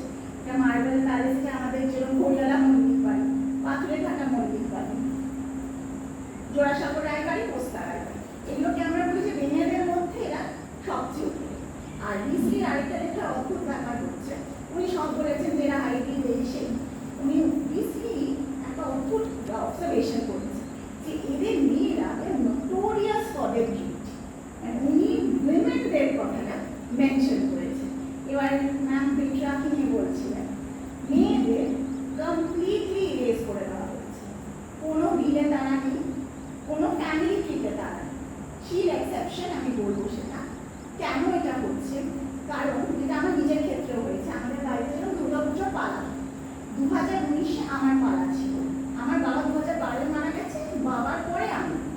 প্রবলেমটা হচ্ছে, আপনি যখন একটা মেয়ে পুজোর পালা দিচ্ছেন, তাহলে টেকনিক্যালি আপনি একটা ছেলের right, ritualistic rite of a son, আপনি একটা ডটার দিচ্ছেন।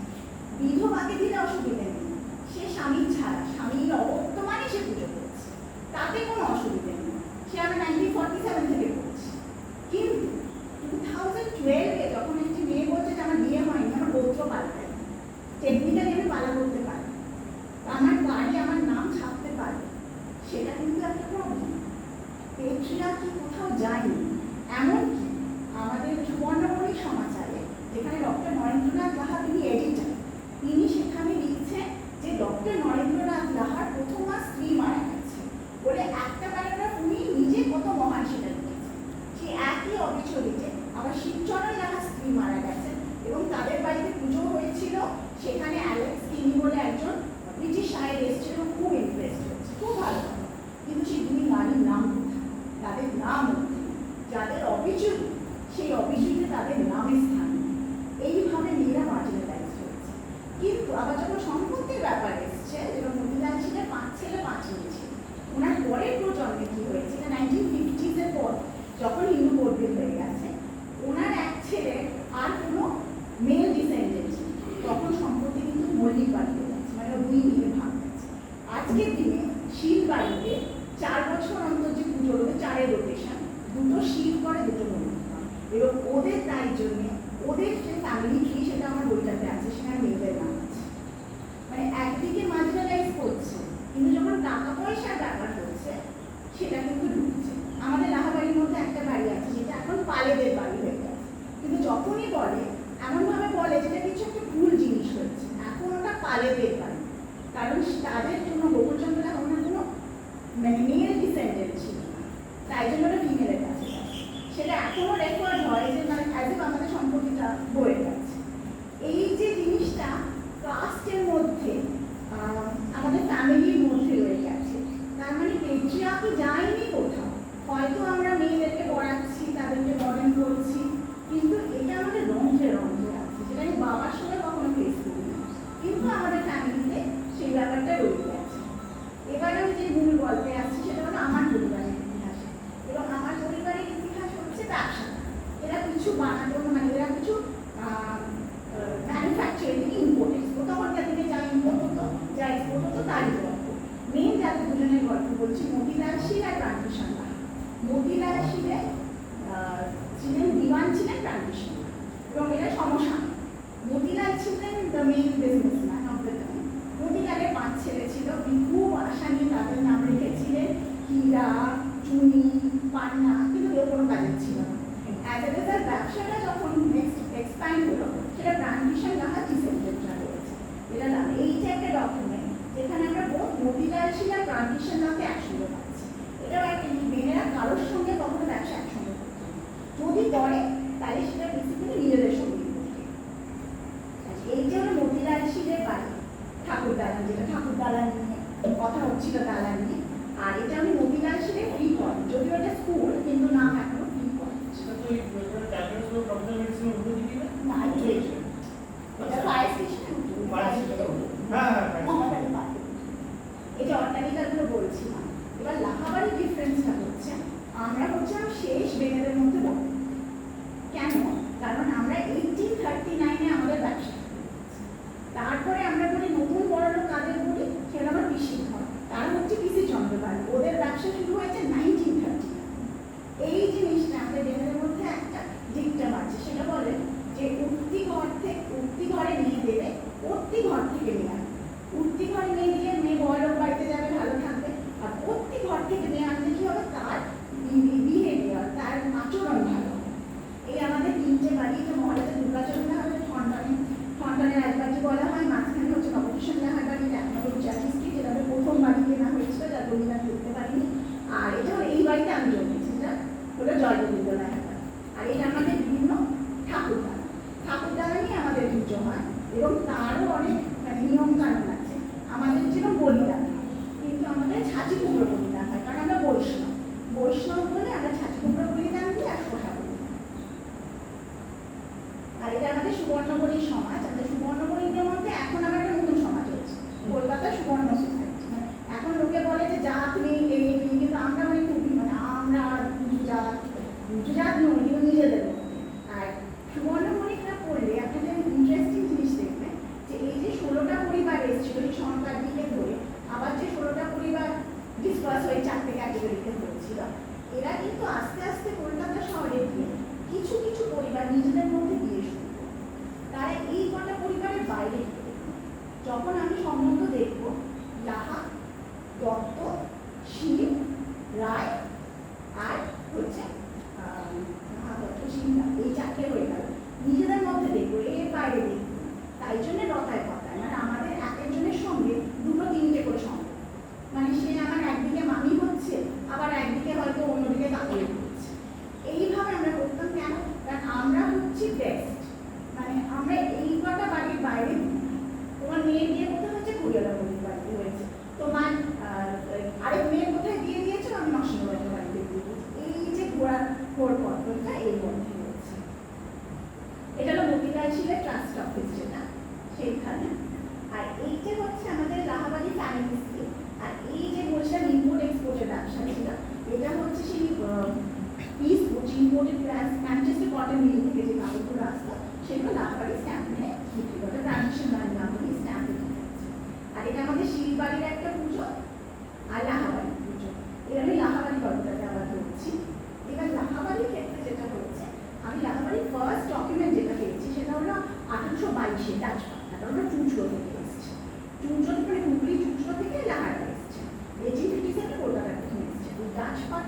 তখন রাজপাটটা যখন আছে তখনও কিন্তু নামটা আছে রাজীব লোচন লাহা সুবর্ণবতী, মানে কাজটা মেনশন হচ্ছে তখনও লাহা আছে।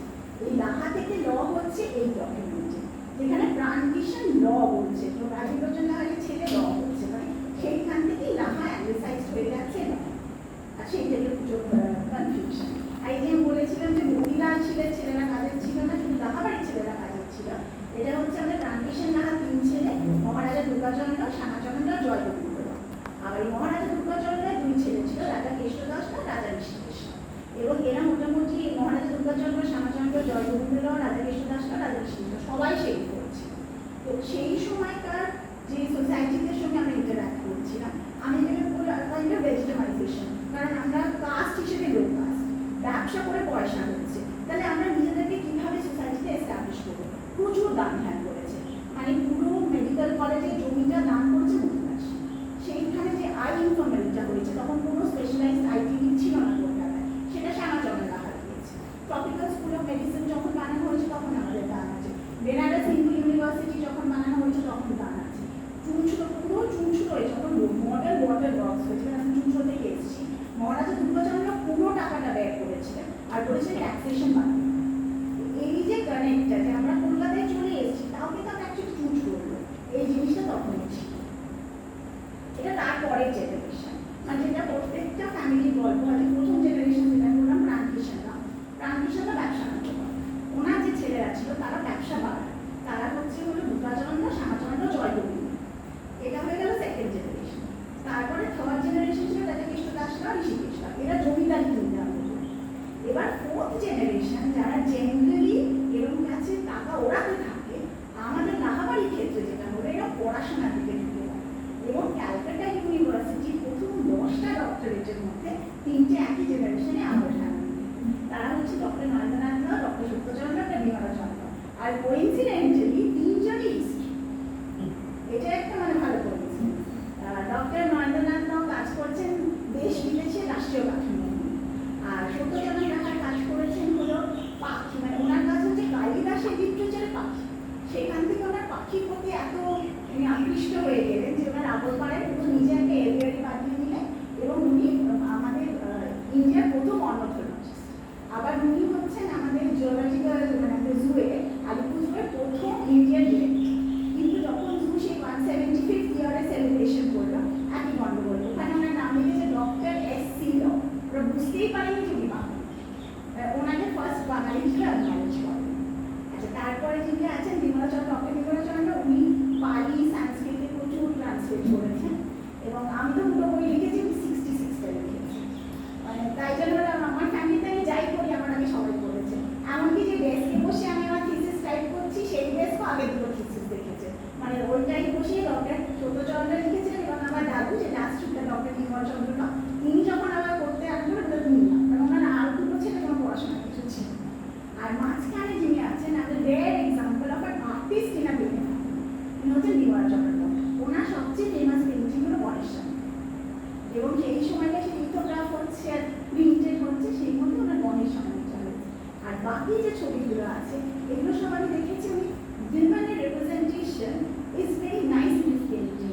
উনি প্রত্যেকটা সাবজেক্টকে একটা আলাদা আইডেন্টিটি দিয়েছেন।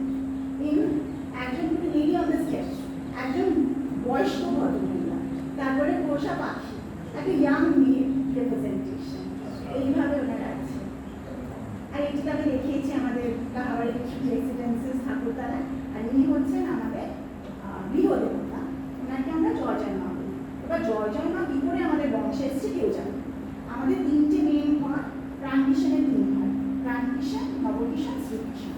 যার সঙ্গে আপনি বসবেন, এই যে ওরাল সোর্স, যার কাছে আপনি যাবেন, আমি প্রাণকিষাণের ডিসেন্ডেন্টের সঙ্গে কথা বলবো, নবকিষাণের ডিসেন্ডেন্টের শ্রীকিষাণ, সবাই বলবে যে নবকিষাণের স্ত্রী স্বপ্নাদেশে পেয়েছে, প্রাণকিষাণের স্ত্রী স্বপ্নাদেশে পেয়েছে, আর মা শ্রীকৃষ্ণ কে স্বপ্নাদেশে পেয়েছে আমরা জানি না, মায়ের পুজো কবে থেকে শুরু হয়েছে আমরা জানি না, কিন্তু একটু আমরা জানি যে আমরা সবই ওনাকেই ডেডিকেট করে আমাদের সব। এবং উনি হচ্ছেন দশভুজা মহিষাসুর। একদিনের পুজো যখন আপনি দেখবেন, জিনিসটা খুবই ইন্টারেস্টিং। এটা হচ্ছে মাঝখানে বসে আছেন জয়জয় মা, ওনার বাঁ দিকে আছে লক্ষ্মী গণেশ, এই লক্ষ্মী আর নারায়ণ লক্ষ্মী,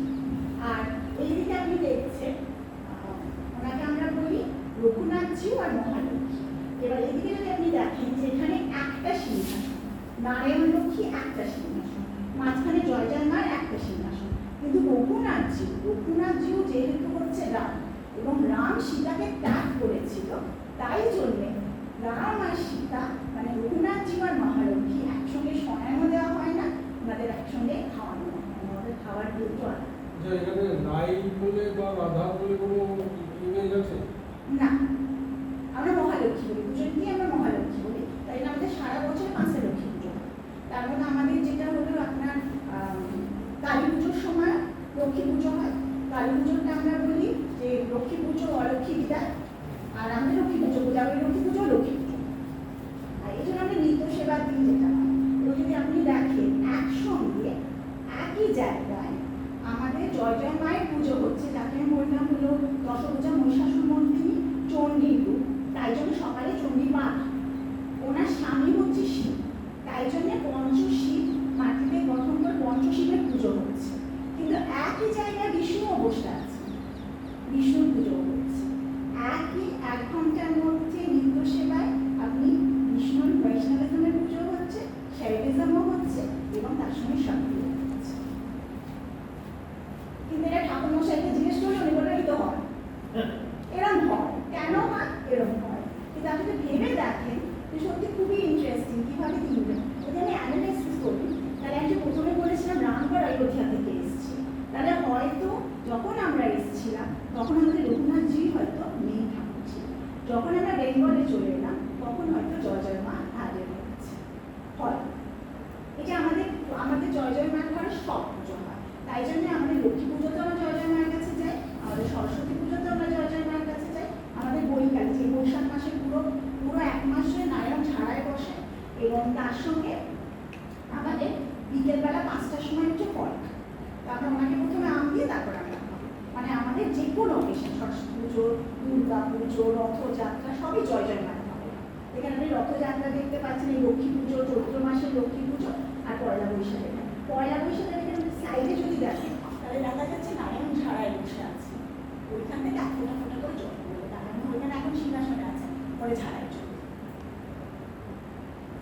এই যে আমাদের দুর্গা পুজো, এবার দুর্গা পুজো সেন্ট্রিক আমাদের কিছু কিছু নিয়ম আছে যেগুলো শুধু লাহাবাড়িতে হয়। যেমন আমাদের কাঠামো কখনো বিসর্জন হয়, প্রত্যেক পুজোয় বিসর্জন হওয়ার পরে আমরা বিনয় রূপকে আমরা বিসর্জিত করে দিই, কিন্তু কাঠামোকে ফেরত রাখি। এবার কাঠামো 1 বছর ধরে যে বছরে এখানে পুজো হয়েছে সেখানে থাকে, পরের বছর সেই কাঠামো আবার এই বাড়ি থেকে পরের যার পুজো নেক্সট পুজো সেটা যায় হলো রথযাত্রায়। আর নন্দোৎসবের দিন সেই কাঠামো পুজো হয়, এবং সেই কাঠামোয় প্রথম মাটি দেওয়া হয়। আর সেদিন কাঠামোর সঙ্গে ছোট্ট একটি গণেশের প্রতিমা পুজো করা হয়, এবং সেই গণেশ প্রতিমা যখন বড় গণেশ বানানো হয় তা পেটে। আর আমাদের জয় জয় মাকে আমরা ফর্মালি কার্ড দিয়ে আমাদের নিমন্ত্রণ করতে হয় যে মাকে আসে। এই যে মাঝখানে যেটা দেখছি কাঠামো পুজোর দিন এই ছোট্ট গণেশ পুজো হচ্ছে, আর প্রথম মাটি পড়ছে কাঠামো পুজোর দিন, তারপর কাঠামো বানানোর যে ডিফারেন্ট স্টেজেসগুলো হয় সেগুলো। এবার দুর্গা পুজোর যেগুলো হয় সেগুলো আমাদের মোটামুটি একই হয়, চণ্ডীপাঠ, বলিদান, আরতি, অঞ্জলি। তাছাড়া ধূম পোড়ানো আছে, ধূনা পোড়ানো যে মায়ের সামনে মানত করে ধূমটা পোড়ানো। আর তারপরে যে আর যেগুলো একই রকম তার মধ্যে বড় সিঁদুর খেলা বিসর্জন। এই যে মোটামুটি আমাদের ছিল লাহাবাড়ি আর সুবর্ণবণিকের একটা সংক্ষিপ্ত ইতিহাস। এই যে আমরা সোর্স নিয়ে কথা বলছিলাম, আমি যদি আমার সোর্সের কথা বলি তাহলে আমি প্রিডমিনেন্টলি পেয়েছি ওয়েস্ট বেঙ্গল স্টেট আর্কাইভস। সেখানে প্রচুর রেভিনিউ ডিপার্টমেন্ট বলতে 17খানা বা ডিফারেন্ট ব্রাঞ্চেস আছে। তো এরকমভাবে আছে, ধরুন revenue department under the lieutenant governor of Bengal, miscellaneous revenue department, board of custom salt and opium, তার আবার আলাদা কাস্টম, সল্ট, ওপিয়াম, মিসলেনিয়াস, এইভাবে তাদের কমার্শিয়াল, এগুলো আলাদা আলাদা করে থাকে। যেটা আমার ক্ষেত্রে হয়েছে, যেহেতু আমি খুব স্পেসিফিক কাজ করছি, আমি শুধু মহিলার শিল্পকে নিয়ে কাজ করছি আর ট্রানজিশন লকে নিয়ে কাজ করছি, আমার সব ক্ষেত্রে রয়েছে। এবং এটা আমি শুধু ওয়েস্ট বেঙ্গল স্টেট আর্কাইভসে দেখিনি, সেম জিনিস আমি ন্যাশনাল আর্কাইভস অফ ইন্ডিয়া দেখেছি দিল্লিতে, আর একই জিনিস আমি ব্রিটিশ লাইব্রেরিতে গিয়ে দেখেছি। যখন 3টে একসঙ্গে দেখা হলো তখন জিনিসটা একসঙ্গে বসে। Most of this documents are complementary, মানে হয়তো এখানে প্রশ্নটা আছে ওখানে উত্তরটা আছে, যখন পুরোটা একসঙ্গে হচ্ছে তখন সেটা কাজে লেগেছে। আর একটা নিয়ে ডিজিটাইজেশন নিয়ে যখন কথা হচ্ছে, সবচেয়ে ডিফিকাল্ট জিনিস কাজ করা আমাদের late 19th early 20th century colonial period হলো নিউজপেপার, যেটা আগে ছিল আমাদের ন্যাশনাল লাইব্রেরিতে দেখে দেখে সেই পেপারগ্রাফি ডিভিশনে, ওটা কানা হওয়া ছাড়া কোনো কাজ হবে না, রিসার্চ করা যাবে না। তো সেইখানে ব্রিটিশ লাইব্রেরিতে ওদের পুরো এমন সুন্দর সব ডিজিটাইজড আছে, আর ওই সিস্টেমে এভরিথিং ইজ সার্চেবল। সো আমার যেটা প্রবলেম হয়, তার আপনি যদি ভেবে দেখেন লজিক্যালি যে দুজন লোককে নিয়ে আমি কাজ করছি, একজন হচ্ছে ট্রানজিশন ল আর একজন হচ্ছে মতিলাল শীল। এবার ল শীল দিয়ে আপনি সার্চ করলেন, ল তো সেই ইমিগ্রেশন ল, ডিভোর্স ল সব এসে আমার সার্চ ইঞ্জিন কোনো কাজে আসেনি। সিমিলারলি সিল বললে পরে সেই হলো ট্রান্সপোর্টেশন সিল, এই সিল করে আমার একটাই হয়েছে, সব দেখো সব দেখে করতে করতে সেটাই। আর আমার একটা জিনিস সুবিধা হয়েছে, এটা আমার নেশা, মানে যারা নেশা নয় বলি ওদের নেশা, তাই জন্যে আমি সব দেখেছি এবং দেখে দেখে যেটা আমি বুঝেছি যে প্রত্যেকটা সাবজেক্টের একটা নিজের গল্প আছে, একটা নিজের ছন্দ আছে। ডকুমেন্টসগুলো দেখলে সেই ছন্দটা বোঝা যাবে, সেই অনুযায়ী আমি পুরো জিনিসটা লিখেছি।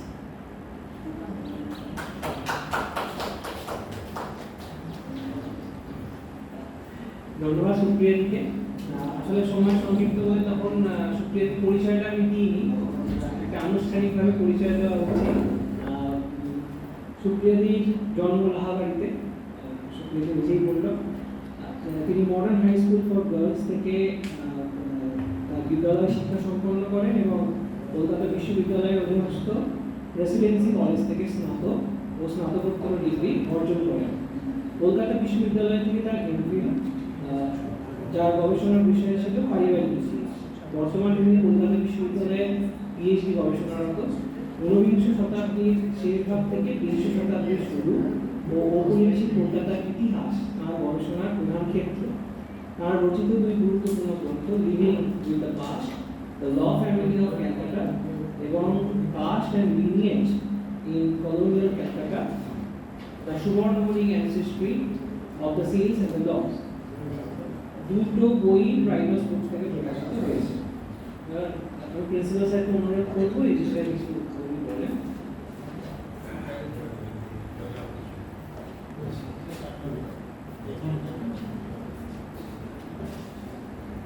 ধন্যবাদ। সুপ্রিয়ার গবেষণা আর দুই বই নিয়ে আমরা শুনলাম সুপ্রিয়ার মুখ থেকে।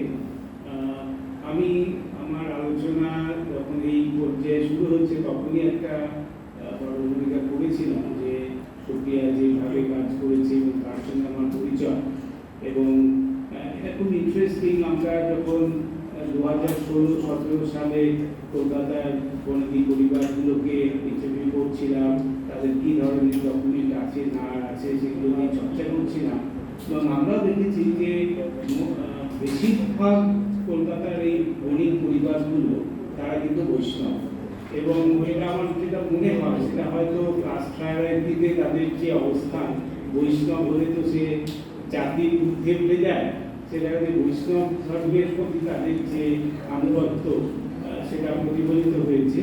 এবং তারপরে সুপ্রিয়া যেভাবে তার দ্বিতীয় বইটি এবং সুবর্ণমণি সম্প্রদায় তাদের যে বিভিন্ন কাস্টামস ইত্যাদি নিয়ে আলোচনা করছে, সেটার মধ্য দিয়ে আমরা খুবই আলোকিত হলাম এই বিষয় নিয়ে।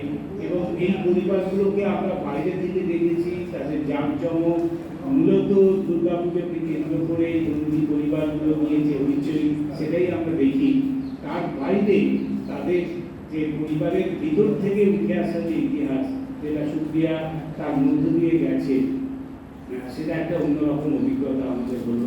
সুপ্রিয়াকে অনেক ধন্যবাদ। কলকাতা থেকে এসে, তার শরীর খারাপ তা সত্ত্বেও সে এত দূরে এসেছে, তার যে বইগুলো নিয়ে আমরা আলোচনা করলাম, এবং এটা আমাদের কাছে একটা অত্যন্ত বড় পাওয়া। ধন্যবাদ।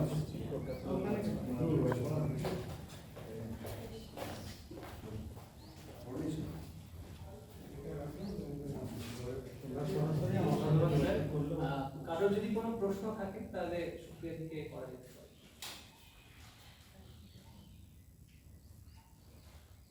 না, প্রশ্নের কিছু নেই, কারণ এই বিষয়ের উপরে প্রশ্ন করাটা আমার মনে হয় যে একটুখানি অন্যরকম।